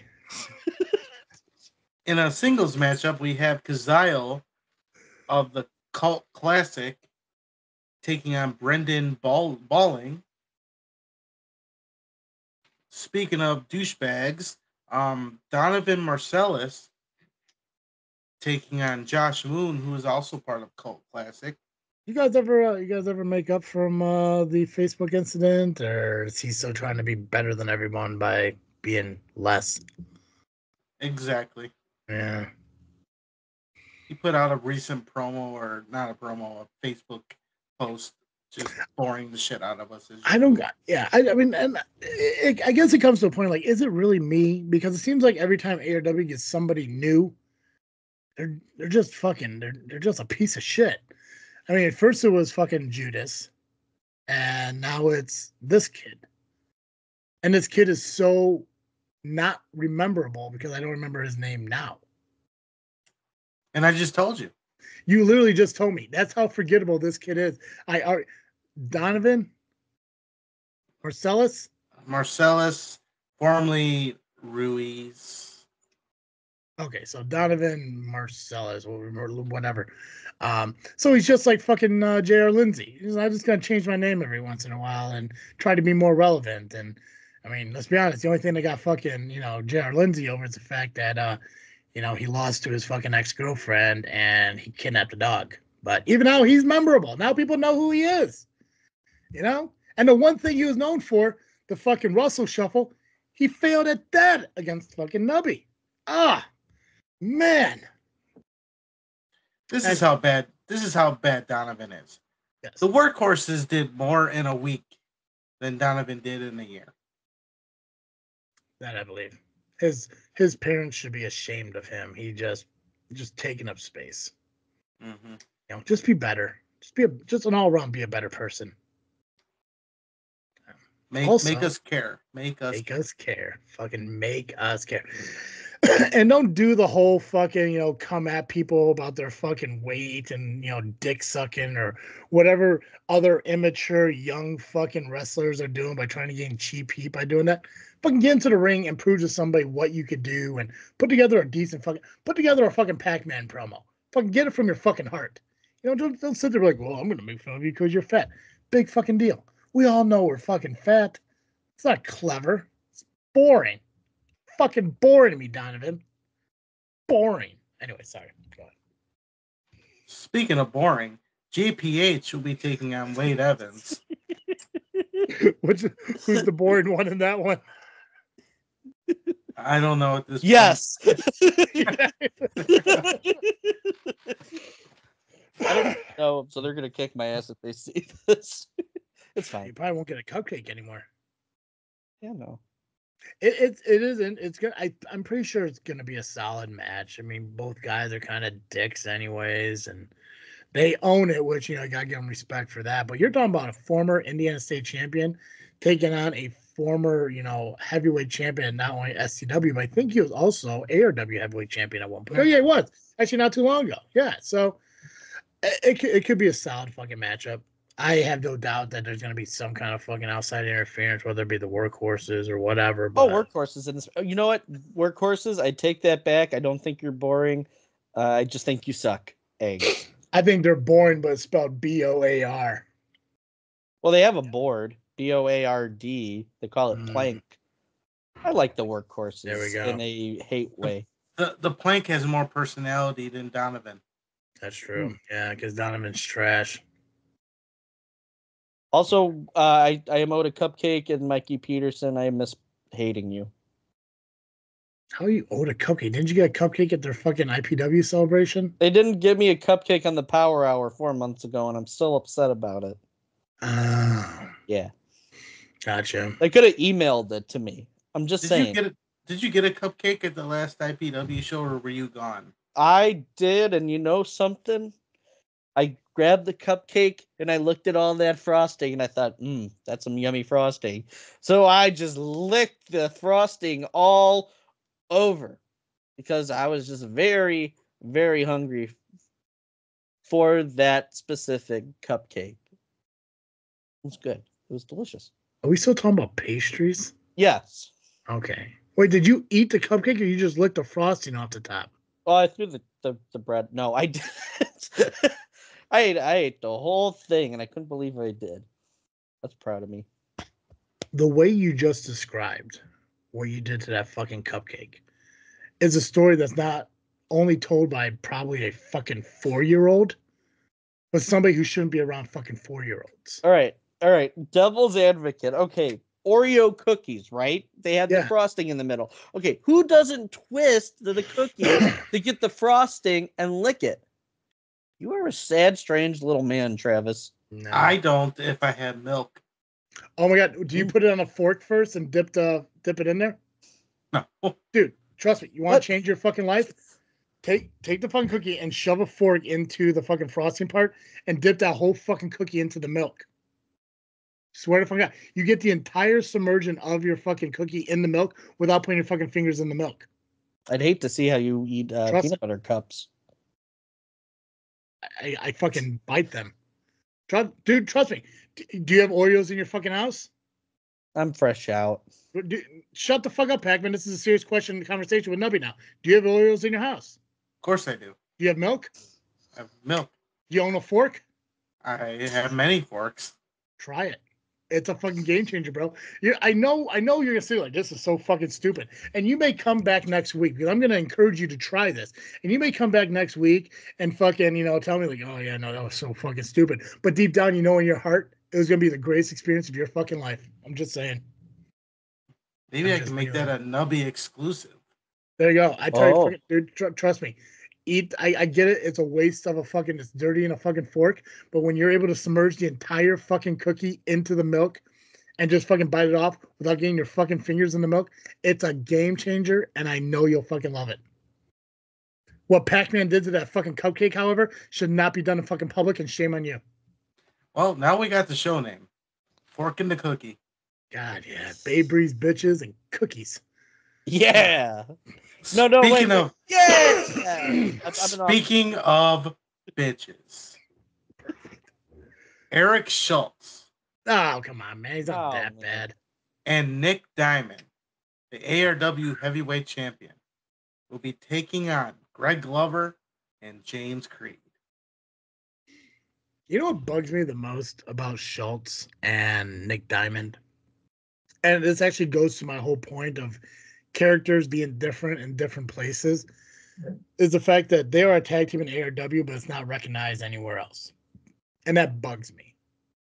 I still firmly believe that every character should be the same, and in every group, everywhere it fucking goes. I really do. It's just nutty that it's not. Because I bet in Rocket Pro, Schultz and Diamond would have a fantastic matchup against Coyotes or Idolizer or the Idols or fucking, I don't know, this King of the Six, even though they're on the same team, whatever, but it'd be a fantastic Bros. Oh, God, give me a Schultz Diamond versus Bros match. Fucking A, dude. Anyways. Hey, as GM, I can make that happen. Right. Next season, I have ideas. I'm sorry, who are they teaming up against? I missed that part. James Creed and Greg Glover. Gotcha. Okay, I remember that. Yeah, because he made the phone call, right? He made the phone call. He made the phone call. Yeah, that's right. I remember that. Okay, awesome. See, I remember shit. Solid. All right. So all that is the card for Saturday for ARW Do or Die. American Legion Post 100, $18.99 Central Avenue, Lake Station, Indiana. Doors open at 6 p.m. Bell time 7 p.m. Tickets are just $15. But there is a show before that called Rocket Pro Wrestling. That's your cue, Pac-Man. I know that show. I hear. I was watching this newscast the other day, actually about this show, and there was this reporter there. Seems to be a dapper-looking motherfucker, and he did some investigative journalism on Bill Shelley, and if he'll go to it, and we still have no idea what he's doing, but that guy should win a Pulitzer, whoever that is. But anyway, Rocket Pro Wrestling Spring Break is this Saturday, April 13th. At St. Joe's Park, 700 Theodore Street, Joliet, Illinois. Doors open at 4. Bell time is at 5. Tickets are $15 general admission, $20 for front row. And we have 6 matches on this show. And this is going to be a big show as well, not to be confused with Paul White, because it's a double main event that we have. And we'll talk about that in a little bit. Aren't most Rocket Pro shows double main events? Very occasionally. There were 2 shows with it. Very occasionally, yeah. Because there were only 2 shows last season that had it. That was Shamrock Showdown, which had Jay Beck versus Rockin' Rivera, and I don't remember what the other match was. And then the other double main event was Kicks on 66, obviously, when Aaron Stone was supposed to go up against Quinn Whittick. And then there was also the VHS Express versus Roxy and Joey, which funny that I mentioned that because they're going to be going at it again this show. And then anything goes. Texas Tornado match for the Joey and Roxy titles. Joey Roth, Roxy Hart going up against Steve Arndt, main event Steve, and Shelley of the VHS Express. And this was a challenge that was made in the Ringmasters Funhouse last month. And Shelley accepted. I know Steve and Shelley have been training for this. They've been really, really preparing for this because they want to make sure that they keep the idols in their place, especially after all the chaos that they caused last season before they faced the last time. Well, I do have something to say about this, but Nubby seems like he has something to say. So if you want to go first, go ahead. I am just so over these titles. Rocket Pro Wrestling does not recognize the Roxy and Joey belts as legit titles. So I don't care who wins this match, honestly. I'm at that point. Like, okay, as a GM, I don't care. I'm not biased towards Steve or Shelley. Do I want Joey to get his ass kicked? Of course. I mean, who doesn't? Unless I'm an idolizer, I don't. Yeah. But you're not one yet, so. Not one yet. Yeah. It won't be because you'll be home, buddy. You'll be home. So I just want Joey to get his ass beat, and I want Roxy to shut her mouth because when she talks, it's nails on a chalkboard. But starting next season, and during the meetings this summer, I'm gonna say executive order, because why the hell not? It's election season, so let's just say that. Executive order that those titles are to not be in the building ever again next season. There you go. They're not legit titles. Nubby Pac-Man 2024. Do it for the fans. We do it for the fans. Available on tpublic.com, along with the Better Idiot shirt on the JFW store on tpublic.com. Yeah. I'm all for Steve having his in-ring moments. I know Shelly, from the interviews on the LIP and on the Power Hour, clearly they both had a great time, being in front of their fans and shit. But other than, I guess, pride, there's really nothing on the line in this match. This match isn't more important than the last one. There's no power or control on the line this time. There's nothing except for, as you mentioned, non-recognized championships. They're novelties. They're no different than the LIM championship. It's a title that has a distinguished. It's for one reason only, to fucking give a person who holds it, just extra whatever. Which, it's cool. It's awesome that it's almost like a oh god, what the fuck is the word? Whatever, the fucking trophy after a war or something, whatever. A battle trophy. I don't know the actual word. I'm sure I'll figure it out. Or Kyle, tell me. What word am I thinking of? Go to your calendar, Kyle. Yeah. Yeah. That Steve and Shelly played around with because, they beat them last year. But again, outside of pride, there's nothing on the line for this match. So it's cool that it's happening for the sake of Shelly and Steve having an in-ring moment, but it's not a match that needed to fucking happen. Steve said numerous times that he would be totally all right wiping his ass with the title and throwing it away. It's like, if it means that very little to you, just give them back the fucking titles. That's what I'm saying. Just give them back and be done. But this is Joey and Roxy now. They're wanting to start this shit up again. And okay, great. So if they win, they get their titles back. And what's next? They're gonna bore us with more shit. Maybe go bring in another fan to try and stay relevant. That's what they did to Pacman. That's what the idols do. They bring in fans and try to stay relevant. They picked on the wrong fan apparently, because who won? Pac-Man. That's right, he did. He mentioned it numerous times that he beat Damian Gray. It was but here's the thing. Ever since it happened, I pinned Damian Gray. That's what he has said. I pinned him, but it was a collective group LIM effort. Oh, was it? Oh, you always fail to miss that part. Well, it was LIM. C-Red is an LIM. Johnny Nye was inducted in LIM earlier that day. Not a lot of people know that. Yeah, but you always fail to mention that part. You always talk about your tag partners, C-Red and Johnny Nye, but never the fact that they were LIM members.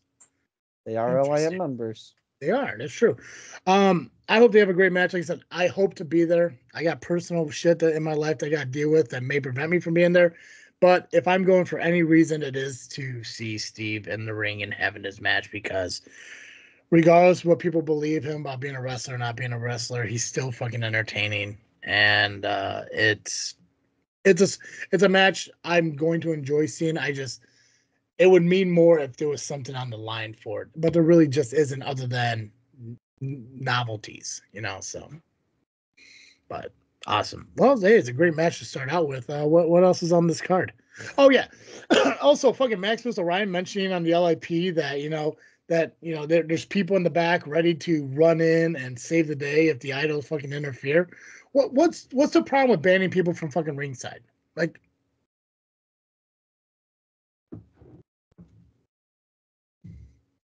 well, you can do that, but at the same time, what's to stop anybody from doing it when it's a no disqualification match? That's right. You know better than anyone. Yep. Yeah. Yep. Yep. Anyways, what other matches are on the Rocket Pro match card for spring break? We also have a 2-on-1 handicap match. We were just talking about Johnny Nye, and this is Johnny Nye's match. Johnny Nye will be going up against Damian Gray and Kevin Cade in a 2-on-1 handicap match. This was a match made by co-general manager Damian Saint. Makes sense. The idols are obviously, they're still upset about his defection at Kicks on 66, the last time Steve and Shelly faced off. And they have not yet been able to defeat Johnny Nye. Back in December, they didn't win. back in February with Flash Harris before he got injured. Love you, Dad. I hope you're doing okay. This is my love for you. You lost. He lost. They lost.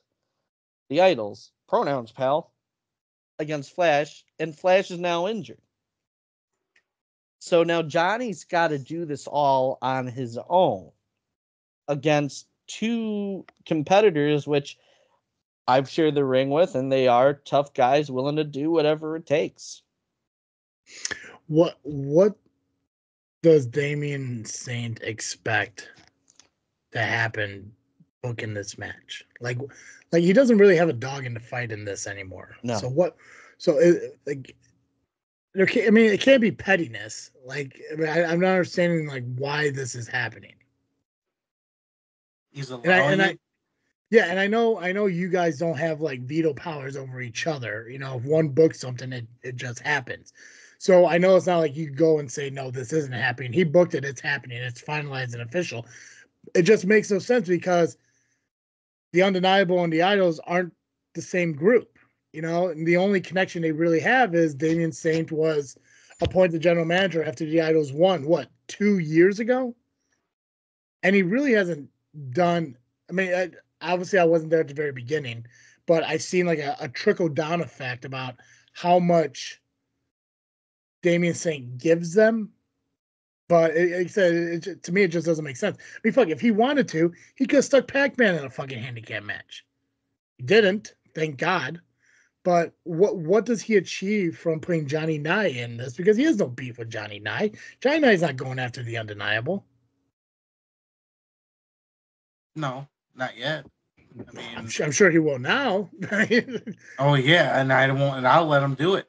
Right? I mean, it's a ridiculous thing, and and he's claiming that the Idols wouldn't leave him alone, kept calling him to make this happen, and why? He could just easily said no, but yeah. I don't believe in this crap that he just did it out of, just leave me alone, fine. He knew what he was doing. He one phone call, and he's like, oh, okay, we'll do it. I don't buy his bullshit. As easy as it is to say yes, it's just as easy to say no. And it's Damian Saint. Yeah, so I guess the only positive is you don't have to worry about any more idols coming out to attack you because the only two idols left are the two that are in the ring. And let's face it, Shelley and Roth aren't going to make any type of physical advantage against Johnny Nye. So, but again, Pac-Man's retired, so is C-Red. So, I mean, unless Nye has some friends in the back who are willing to come out in case shit gets bad, he may have to fight this on his own. And I think you guys did mention it's not a all-in-one matchup. Like they're gonna have to tag in and out. Is that correct? That is, as far as I am aware. Yeah. So it might give him a little bit of advantage, but still, yeah. I mean, you never know. Yeah, I guess not. I guess I wouldn't say advantage, but more of like a level playing field for a point. But it's still, I mean, it's definitely tilting one way than another. So we'll see. I mean, Johnny Nye has proven to be a fighter ever since he left the Idols. He definitely shows more of his heart in his wrestling than anything. So we'll see what happens. Either Nye wins or LAM cries. Either way, it'll be a fucking solid night. So then in May, when you look back on the match, were you crying? No. Okay. No, there's no prorated tears. Oh, so no retroactive tears. So are you saying you're saving your tears for another day? Maybe a weekend? No, is there a law in LAM that says I have to like the members of LAM? I mean, Danny doesn't like Turtle. See? Turtle doesn't like Danny. Can I just like the OG fucking like idols and move on? Like I don't like honestly, I mean, who gives a shit about Gunderson or Captain Dave or the security guards or the fucking Proby that you guys fucking have now or intern or whoever the fuck it is. Proby? I don't know, the fucking dude, man. The fucking new guy who's not officially in, but he's like doing shit for you. I don't fucking know his name. Oh, Paulo. Who cares? Idiot. Who cares? Fucking Gunderson's daughter, who just never happens to fucking be there. It's just like these people don't matter. Like they just don't fucking matter. Like I'm fine being around Gabagool and you and Turtle and even Double J. The rest of them, fuck them. I don't care. Even Danny? Yeah, Danny's okay once in a while. I like Danny when Danny makes sense. Oh, have fun with that, because if you saw the podcast we just did, the way that he left made no sense. You mean when he fucking talked about peeing on a window because he was locked in the backyard? That is, yeah. Makes no fucking sense. I mean, he was 6 years old, and I mean, we've always known him to have a bit of a soft brain, but we love him anyway. I don't understand how peeing on the window resolved any of this. It makes no fucking sense. It wasn't, it wasn't the window's fault. He got locked out. Honestly, it was his fault, because when you think about it, and I may have heard this from somebody, we have a gate. Open the gate. Knock on the door. Hey, Mom, I'm locked out. Yeah, I said that earlier. Yeah. Go to the front. Yeah. Yeah, exactly. But at the same time, do you really want a 6-year-old wandering around the front door and front yard and shit? I get it. You guys lived in a fucking cookie cutter, fucking small, happy little go lucky fucking neighborhood and shit. But there's fucking creeps everywhere. Dahmer, Gacy, Bundy, Geen. Oh, they were all my neighbors. They didn't know they lived in that area. That makes sense. Consider they're all from different places. I don't know, California, Iowa, Wisconsin, but sure. Technically, Gacy was where I lived because he was in State. He was in Stateville. Gacy, 100% was. Gacy was, I think he was more up north. Actually, might have been closer to fucking Nubby than he was to you, but no, he was up north. Yeah, he was. So he was Des Plaines, but he was executed in State. And yeah, so or not Joliet, Crest Hill. Crest Hill. Yeah. Dude, I fucking know. I know serial killers, man. I fucking know. Those are the podcasts I listen to outside of fucking my own. I love fucking serial killer podcasts. That's I know that. But like I said, Dahmer was in fucking Wisconsin, Bundy was in California, and I think Geen was Iowa or Missouri or somewhere over there. I think Iowa. But yeah, no, I just first of all, you shouldn't have locked your fucking brother out of the house. I think that's a fucking shitty thing to do to begin with. But hey, I get it. It was a complete accident. Yeah, it's my own fault. I should have been there to watch you guys, Mom. That's on me. My bad. But hey, you know what? You guys grew up to be, you. So I grew up fine. Thanks again, Mom and Dad. But nothing about my brother framing me from peeing on. So you're nothing about my brother framing me for peeing on the toilet seat and all the yellings that I got. No sympathy for that. When he poured water on the toilet and blamed on you peeing on the seat? And I got yelled at by my mom? Were you notorious for peeing on the seat? No. That's on you. How is that on me? You know what he should have done? Danny poured the water on the toilet seat to frame me and get back at me. Did you know it was water? Or accidentally locking him out. Did you know it was water? I didn't realize that there was water on the seat. Okay, so how'd you get... my mom yelled at me for it. My dad yelled at me for it. Okay, well, why'd you pee on the seat? I didn't pee on the seat. How do we really know that? He literally said in the promo that he did that to get back at me. Yeah, he also said he peed on the window. I don't know he even did that. Here's the thing, man. I don't pull a lot of stock in what Danny fucking says. He also says he has evidence that he defended that title on the East Coast. And I've yet to see that shit. I still have yet to see that. I've actually defended the title 3 times. Here's the thing. When you have Gabagool and fucking Danny saying that they, and we really got to get back to the match card, but when you see them sitting there like, oh, I drink 22 fucking beers at RPW. No, you didn't. Prove it. There's no fucking evidence that you did it.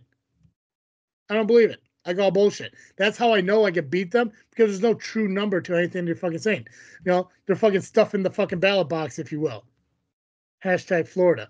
But I'm just saying, there's very little evidence that Danny is honest about anything he says. The one thing I will believe him in is that he does have music out on Spotify, because I listened to it. Solid for him. Mm-hmm. But when it comes to drinking, there's no proof that he can fucking handle his booze. There's no proof that he ever beat anybody. I've never seen him drink 22 fucking beers at a fucking wrestling match. Because if he did, he'd probably fucking die. Or throw up. Because everyone I know, there's no way in fucking hell you're drinking 22. Are they 16 or 12 ounce fucking cups? 12 ounce cups. 12 ounce cups. You tell me one person that's going to drink, what the fuck is that? 244 ounces of beer in a 3-hour period? Fuck no. I call bullshit. I don't care. I get that it's a gimmick. I get that it's all fucking, but no, I'm sorry, absolutely not. That's how I know I'd fucking wipe the floor with you guys, because I'm honest. I'll get fucked up, and it'll be amazing. You guys, hey, get it. You're lightweights. You're kids still. It's fine. It's fine. I saw you look at your fucking title. Don't grab it. I'm not grabbing it. I just wanted to I made sure it was still there. Make sure it's still there. Why? You think somebody walked in and stole it while we were doing this fucking show? Want to make sure that's not going to be the case. Nobody's stealing that from me. That's... Yeah. Wait until May, buddy. Again, you gotta... The winner of Danny versus me is who you're going up against. I'm going to win that fucker in May. I'm going to come onto the JFW podcast. I'm going to drop it in a fucking garbage can. Oh. I'm going to Medusa your fucking title. But Well, that's not nice. It all depends on if I join the LAM. Like I said, I mean, I'm still a little hurt on how the invitation came about. But hey, it's fine. It's cool. Rocket Pro Wrestling match card. What's the next match? Match card, yes. Rocket Pro Spring Break Wrestling, yes. Eric Schultz will be going up against Shaq Jordan. And Shaq has been interfering in the Undeniables affair. And even last month in the 6-man tag against the Undeniable, which also included Damian Saint putting himself in a match, there was a bit of miscommunication between himself and Gunnar Brave, and Shaq got pinned. Now, this was a match that was made by Damian Saint. Schultz Saturday night, man. You catch him at Rocket Pro or ARW. Good for him. I don't understand why people do that shit. That sounds like an exhausting fucking night, but good for him.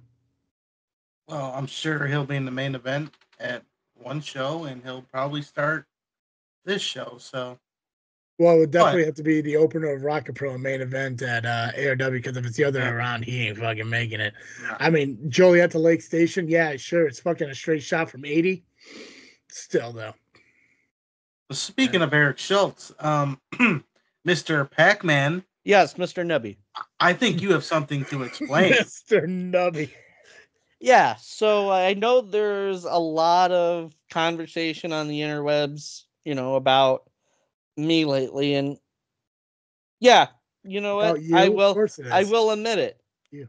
I do. That sun picture that I took earlier today, that wasn't actually my son. I don't have a kid. That was the son. Holy shit! Oh, you're talking about Eric Schultz. Yeah. And you're talking specifically about me sitting with him after the last Rocket Pro show, and then having our meeting interrupted by J.R. Lindsay. Is that what you're referring to? Yes. So I knew that footage was going to come out at some point. And, I'll be quite honest. It has nothing to do with Rocket Pro Wrestling. It has nothing to do with LIM. So, as you all know, I am I got a degree in political science. And in his briefcase, little does everybody know that Eric Schultz has a copy of the Constitution. He has it printed out, albeit, but he always keeps that thing on him, as the kids say. Do the kids say that? Anyway. So, knowing that I am a bit of a constitutional scholar, if you will, he had a couple questions about the quartering amendment, saying that the government can't quarter troops in people's homes. And I'm very familiar with that amendment, which I believe is the Third Amendment. And if I'm wrong on that, it'll be really funny. But I do believe it is the Third Amendment of the Bill of Rights. And that's what we were talking about. I know it sounds incredibly specific and it sounds like complete and utter bullshit, but that is 100% true because he thought it was about quarters. Because J-Beck was asking him about this because he's trying to buy more Girl Scout cookies. He ran out of dollars. His checks bounced, right? And he had no money. So he thought quartering meant that anybody with the last name Paycheck could get as many quarters as they want. What does he think this is, Chuck E. Cheese? So yeah, I had to confirm with Eric Schultz that that is not the case. And it's all about putting soldiers in private homes. So that is my explanation. What the fuck are you talking about? I'm explaining this, my side of the story. This is what you wanted, Nubby? I wanted to know why he was sitting with Eric Schultz. And I'll give you what and you I want, am and there's always a sorry that I asked. Because Dude, now I know it involved J Beck the bounce check. So now I will forever hate this part of the show. And Dude. we can move on from here and get into the rest of the Rocket Pro card because now holy fuck. Because J Beck sucks. God damn it. Let's move next match, Pacman. Holy shit. So, I was waiting for an end that I thought was never going to come. Hey, you wanted an explanation. What's that Rihanna phrase? I'll give you what you want, but there's always a catch. All you could have just told me J Beck was involved, and I would have been like, okay, move on. Say less. So, next match we have is Koa Laxamana with Kayleese going up against Christian Rose. Now, there's a lot of swing allegiances within TDC. Last month, it was Deshane and Hopkins versus Berna and Christian Rose. And then Christian hit Nuke. And it was that made Berna go back to reality to come to Nuke's defense.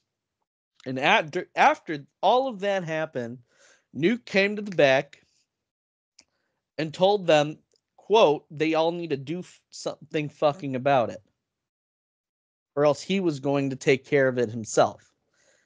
Now, Christian Rose, I don't know if he's feeling guilty about this, but his head isn't on straight, and he's going up against the Hawaiian Hitman.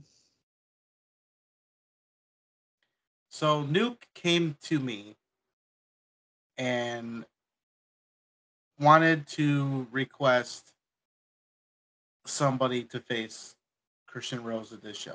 I'm like, you know what? Since Christian Rose hit you, you choose whoever you want, and whoever it's going to be, it'll be official. And he chose Koa. Solid pick. What is it with Rocket Pro where all these backstage people need to get involved in shit? Shelly, Steve, Nuke, Saint. I mean, how many times do you see me leave the commentators table and get involved in shit? Why can't people just be more like Travesty? Just let fucking life happen. I mean, I go out there. Fucking Pac-Man's one of them. Well, but you're the exception, man. You're a former wrestler. You still wrestle actively at other places. I don't involve you in it's them, you know? I mean, how many matches have Nuke had in Rocket Pro Wrestling? One or two, but it was very early on. Yeah, see, he's a backstage guy now. You know, if you don't want to get punched in the mouth by Christian Rose, don't go out in the middle of a Christian Rose match. You know how I've never been struck in the mouth by somebody before? Because I don't get in the ring. And the one time I did, I was hosting an IPW and I got attacked by the workhorses. Live and learn. If you don't want to get punched in the mouth, stay out of the ring. I mean, come on now. Is that fucking hard? You know? I mean, come on now. If Pacman would have just sat there instead of getting in the face of fucking Damian Gray, he never would have been attacked. I'm just saying. Just, sit there. I mean, I don't want to relitigate everything that happened, but... Oh, you don't have to. I saw everything that happened. It was 100% on you. Yeah, and it wasn't. So we'll That's agree to disagree. That's a lie. It was on you for provoking him, and it's on him for not being the bigger person and walking away. I will say that. I mean, you did provoke him. You cannot say you didn't provoke him. You did provoke him. But he should have been the bigger man as a professional wrestler and learn to walk away from it and not allow fans to get under his skin like the way he allowed it to happen. So, but regardless, I think it had a happy ending in the fact that we got to enjoy a fine Dutch waffle type thing. Yeah. Agreed. You had a really great moment with Damian Gray. You did. Yeah. Mm-hmm. Yes, you. Yeah, and I hit him with an elbow too, so that was pretty also cool. Did. Yeah, you also did. You did. Yeah. I know. We've seen many videos of it. We've talked about it several times. We've talked about the things you have done. Yes, absolutely. But it was stuff we did as a collective. Yeah. You were just there. Yeah. Yeah. Yeah. Yeah. Yeah, Koa and Christian Rose, no doubt, probably gonna be one of the hardest hitting matches of the night. Koa likes to throw himself as a fucking like human missile at people and shit. And I've seen Christian Rose fuck up a lot of people at Rocket Pro Wrestling, even before he had this new fucking attitude. So keep Khalees off the fucking ring. Khalees, whatever. Keep her off the fucking ring because I'm sure fucking Rose will fucking swing and strike her at one point too. He'll probably feel bad about it, but I don't think dude pays attention to where his fucking, hands and feet are going. So keep her off the fucking ring. I don't think he'll feel bad. Well, it's just easier if she just stays off the fucking ring. I mean, come on now. We saw it as a Mr. Bo Classic. She cost fucking Koa the opportunity to be a number one contender at a championship at Power Entertainment because she got involved.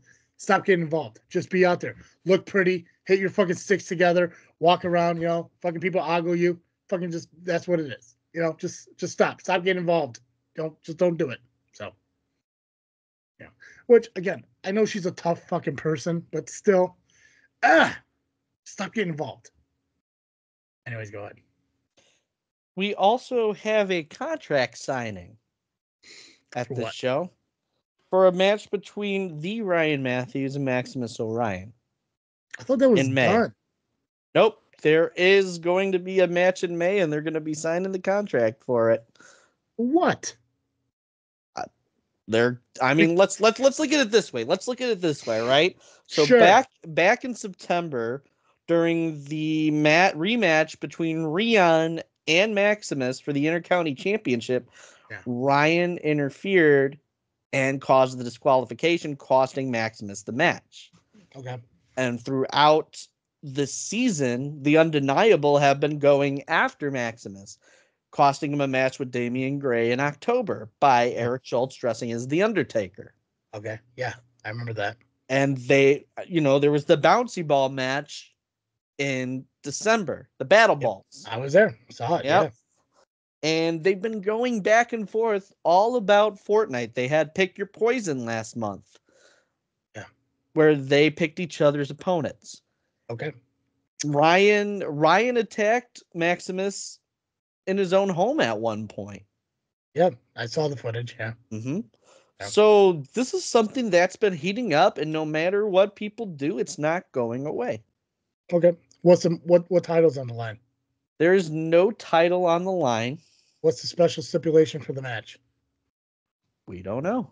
So then why the fuck is there a contract signing?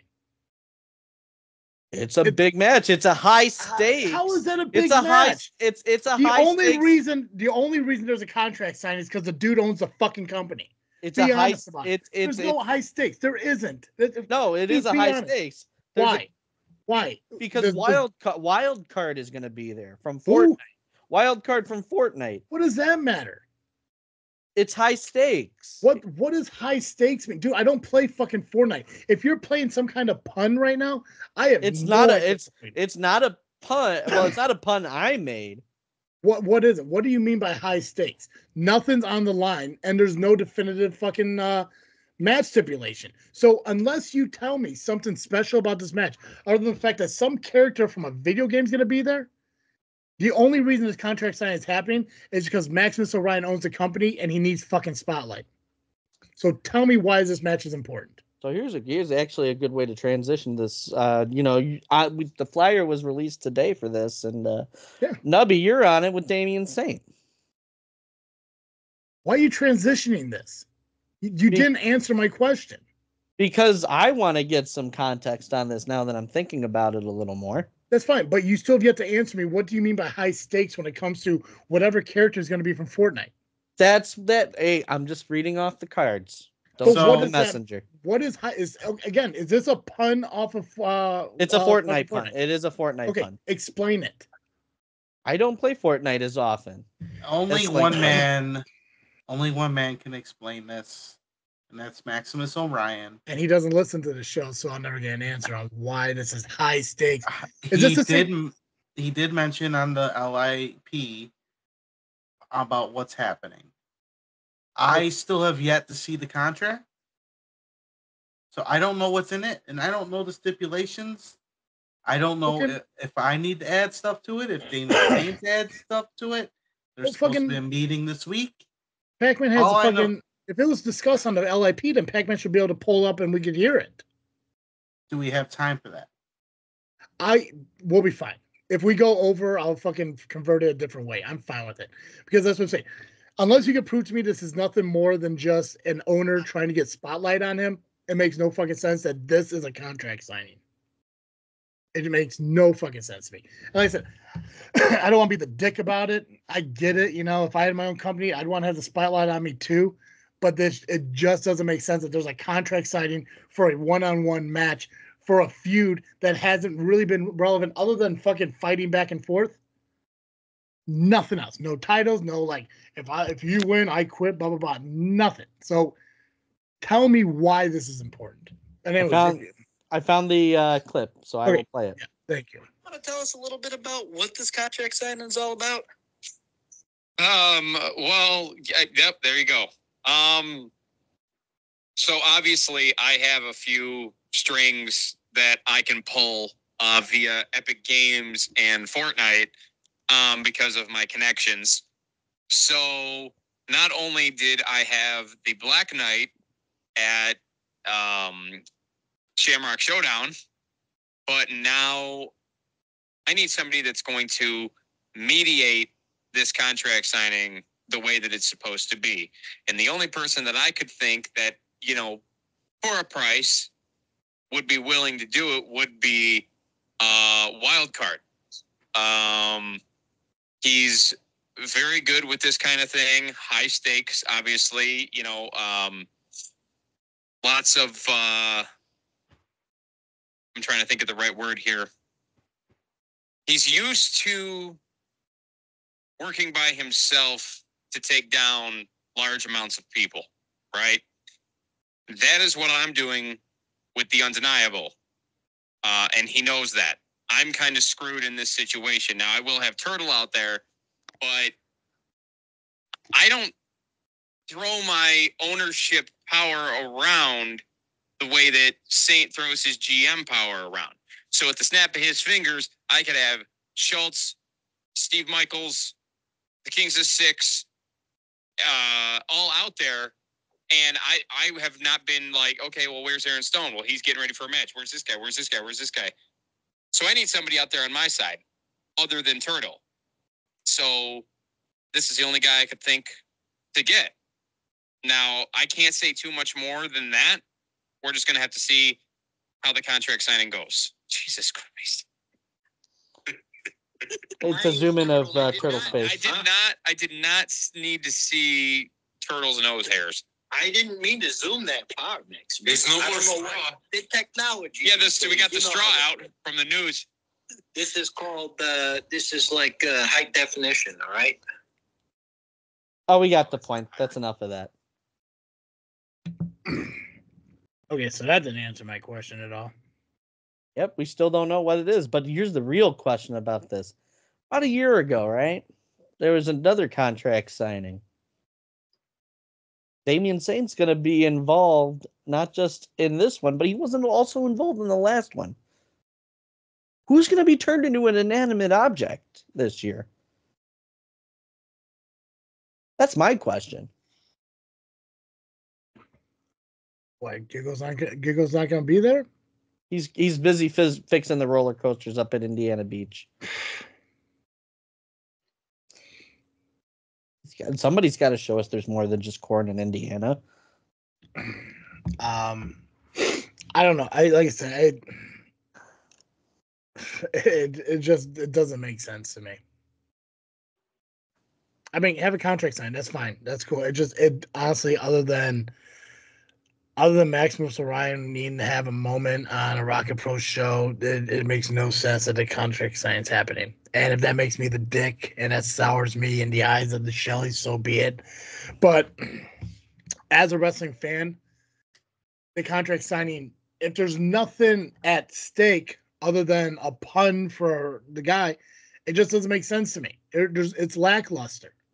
It's not a title match. There's not a specialty going on. Like, there's nothing that makes me say, I need to see this segment. This would be my smoke break moment if I went to Rocket Pro Wrestling, because it means and leads to nothing. Like I said, if I'm a dick for saying that, so be it. But as a fan, that's the perspective of it. All I know is I still have to look over the contracts and find out what's happening, because I mean, do we need a contract signing? I don't think we do. This might be another Damian Saint things, especially with Ryan Matthews involved. So this could be another thing. This could be another setup. Damian. This could be a setup, and that's right. Okay. See, and if it is a setup, then it makes sense, because like I said, you didn't put this together, Damian did. And how the fuck are they not going to show you the contract 5 days before the fucking show? This is Damian Saint. Man, Damian, get your shit together. Put it all in a bag and get it all together. That's right. Okay. With your beard hairs, because he shaved his beard. Yeah, he did. That was unfortunate. All right, contract sign. What's next? For the RPW Championship, undeniable Steve Michaels with Damian Saint in his corner, going up against Aaron Stone. And Turtle, this was a match that you made immediately after last month when Michaels became RPW champion. And Michaels' dominance throughout the past few months, going up against opponents and taking them down. Darius Luttrell, Lennox Leone. The list goes on and on. Culminated finally in his title win. And in addition, going into this match, Steve Michaels seems to be a little hot because he actually defended the title in Hawaii. Which, by the way, Saint had no authority to do that. I am all for champions defending their titles at other places. But when it comes to something like that, the entire company of management, including me, needs to be aware of this, especially when there's already a number one contender in play. Aaron Stone is the number one contender. If he had been okay with it, I would have signed off on it. I wouldn't have signed off if Aaron Stone didn't want that to happen. He's number one contender. So Damian Saint went above my head, which does all the time. He throws his fucking weight around as usual, thinking he can do what the fuck he wants, which I will address this Saturday.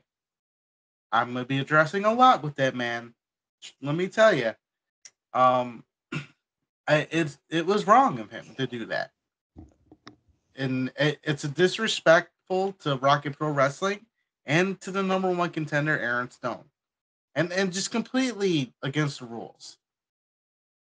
That was a situation where everybody in Rocket Pro needed to be aware of before it took place. Now, as for Aaron Stone being number one contender, I made him number one contender. I'd let him get his rematch because I know he got screwed. Was I down and out? Yeah. But that was because I was attacked by the other general manager, which is another thing I will be addressing this Saturday at spring break. And I know Aaron Stone wasn't going to turn it down. So he's getting his rematch, rightfully so. Now I know Koalaxamana might have been next because he wants, Steve Michaels, but I talked to him and he understands my situation. He totally gets it. He will get Steve Michaels eventually. But this one's for Aaron Stone because he did get screwed.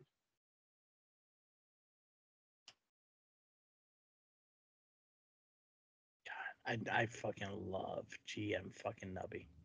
Fuck yeah, buddy. I do what's right. And last but not least, we have the second main event of the double main event. It is for the RPW Tag Team Championships with the final level Shogun and Marche going up against Kings of Six, Skylar Reed and Devin August, and the man who's confused about constitutional provisions, J Beck the Bounce Check. And this was another match you granted last month, almost within the same breath of granting Aaron Stone his rematch. And I guess you could say I was a matchmaking machine. You were. You were a mean green turtle matchmaking machine. That's a lot to say, but it is. It was accurate. I was there. I saw. Now, Skylar Reed, the past few months has really seemed to have a lot of conflict within him. Seems very unsure with things going on within the Undeniable and reluctant to do stuff with Devin August. I mean, I can remember a few months back when they were getting ready to finish a match that they had, and Skylar was just incredibly hesitant to hit their finish. But ultimately did, and you could see that conflict on his face. Are they going to be able to get on the same page to take on the final level? Or is the final level just going to run through them? I think the final level is just going to run through him. I think Skylar Reed's starting to realize he's a fucking afterthought in the Undeniable. Yep. I agree with that. I also agree with that the final level will run through him. But I had to prove a point that, Damian Saint doesn't give a shit about anybody. Not even his own crew at this point. Yeah. Even Devin August at times, even though he's not on the same page as Skylar Reed, he wants titles. He wants the tag team titles. Even if he's not in it with Skylar right now, they still want the titles. And Saint wouldn't give it to him. I decided, you know what? It's within my budget, because my budget's kind of low right now because of something I made in May involving the 3 rings. Gotta do what I gotta do. So this is actually going to come out of Damian Saint's money anyway, since they're his guys. So it's all good. I gotta prove a point that I care about Rocket Pro Wrestling, and I care about the roster. Damian Saint's in it for himself, and at some point, maybe Ryan Matthews, Eric Schultz, they'll see it. Maybe not so much Ryan Matthews because he's an idiot. Treated. But, and he sucks at Fortnite. And then you got J Beck, who's a follower, so that's whatever. Go tripping up backstage or something. I understood that reference. And I witnessed it too. So I needed to prove again. I had to prove a point. I care, and that's why I gave Kings of the Six their tag team title shot. Do I think they're going to win? Probably not. They're not on the same page. Final level will probably run through them. But I'm giving them what they want. And if they don't get on the same page, they're not going to beat the final level. So it's pretty much do or die, guys. But just remember, I gave you the title shot, not your guy. Yeah, you're welcome. Fuck. What else? What else at Rocket Pro Wrestling? That is it. That is the whole card of Rocket Pro Wrestling Spring Break, which you can catch this Saturday, April 13th at St. Joe's Park at 700 Theodore Street. Doors open at 4 o'clock p.m. 5 o'clock is when the bell rings. Tickets are $15 for general admission and $20 for front row. And I'll state again that I will, at some point during the show, don't know when, but I will address Damian Saint face to face. Nubby's dropping a pipe bomb, baby. What about Captain Dave? Captain Dave. Commentator tots. Loaded tater tots. Cheese. Bacon. All you can have. Well, you know, as much as the boat that they put it in will provide. But it'll be there. Commentator tots. As a tribute to Main Event Steve, Shelley, my grandpa, and Professor Blackburn. You know, I was also a commentator at one time. And Travis T. Thanks. Yeah. It's fine. Yeah. It happened once. I get why it's on. That's why it's forgettable. If I do go, I'll probably end up getting those. But I'm really excited to see what they're releasing in May because he made it sound like it was going to be something really fucking good. All to be determined. I know. Don't look at me like you have no idea what I'm talking about. He mentioned it. Did? On your podcast, he's like, "Yeah." I don't know what you're talking about. I have these insider secrets that you think I have, then I don't have them. It's not insider secrets. It happened on your podcast. He said that he has something really cool coming in May, but he just can't talk about it right now. Yeah, I know he said that, so I can't. I don't know what it is. It's just something real cool. You're gonna have to wait and see. You are an idiot.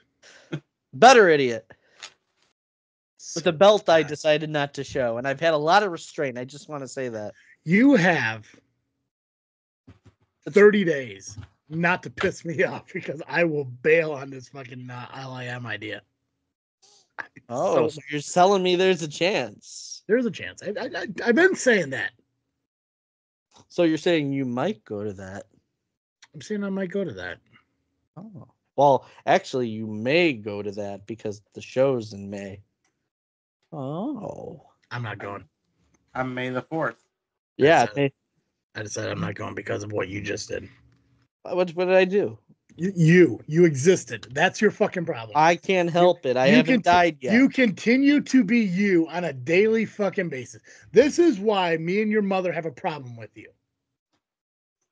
My dad thinks I'm pretty cool. That means. Yeah, not your real one. Flash thinks I'm pretty cool. No, he doesn't. Well, Flash is my real dad. That's true, and he does not think you're cool at all. Thinks well, he did disown you over your corn beef. But comment. we did. Okay, so we did talk that over. Why are we talking about that? Danny hasn't even called Dad to check in and see how he's doing. It's a wonder why he's out of his will. Because Danny is a selfish bastard. Leave it to Pacman. He finally gets to talk about the LIM. He's just throwing him under the fucking bus. I mean, I'm gonna give him this. Danny, he can drink. That's for sure. Awesome way to compliment him after I showed that you were just throwing him under the bus. So yeah, that was heartfelt and real. Yeah, solid. He can drink. He's got a powerful liver, but I got the liver that makes people quiver because I'm the LIM champ. I've defended the belt successfully. When he had that belt, he never defended it once. He always talked about it. Yeah. He always said that he was going to do it. And in this life, there's people that are going to talk about things they're going to do, and those that actually do them. There's a big, big difference. And he's a talker, and I'm a doer. And when we do our thing, whenever that is, when I put that belt on the line against him in a drinking contest, the thing that I am going to do is win. And I'm not going to talk about how I'm going to win because I'm just going to do it. You remember earlier when I was talking about how good you are at promos because you put your heart into it? Yeah. You proved me wrong. Hey! Is there anything else wrestling related we got to talk about? Nope. No. All right. Next week, as far as I can tell, is going to be a full fucking show. Obviously, we're going to cover the results of ARW and ARW and RPW, but we're also going to have match cards for SCW, I believe, Frontline, CSW, POW Entertainment, and I think Dreamwave. Shit. You might be right. Damn. Yeah, I'll have to double check. I literally looked at the calendar last night while watching WrestleMania, trying to get this all figured out. But I think we're gonna have 5 match cards and 2 results to cover next week, so it'll definitely be a full card. So hopefully, I can tone down my rants and shit, and we'll be able to get all the information out in a timely manner. Until then, guys, make sure you follow us on social media: Facebook, Instagram, and Twitter. Just by searching God damn it, Just Freaking Wrestling, the JFW Podcast. Make sure you subscribe to us on YouTube so you can catch the video release of our podcast. Or if you prefer the audio, search JFW on wherever you listen to podcasts and we'll show up. Tuesday, tomorrow night, Power Hour. Who's the guest? It is what I was about to tell you about. It's the Chicago Bear Hug undeniable Steve Michaels. Master Awesome of the show. Chicago Bear Hug, Steve Michaels. Awesome. So go home show for Rocket Pro Wrestling. I guarantee you Steve says that at least twice. Mm-hmm. Steve Michaels will be the guest. Awesome, cool. Guys, that's all I got. I believe we can Ring the bell on this episode. Perfect. As always, I am Travesty. And I am Nubby, the amazing turtle, Cowabunga. And I am the LIM champion who, has a lot of collective efforts with the LIM. Pacman, stay lovely, stay intoxicated. And thank you for listening to another episode of Just Freak Wrestling, the JFW Podcast.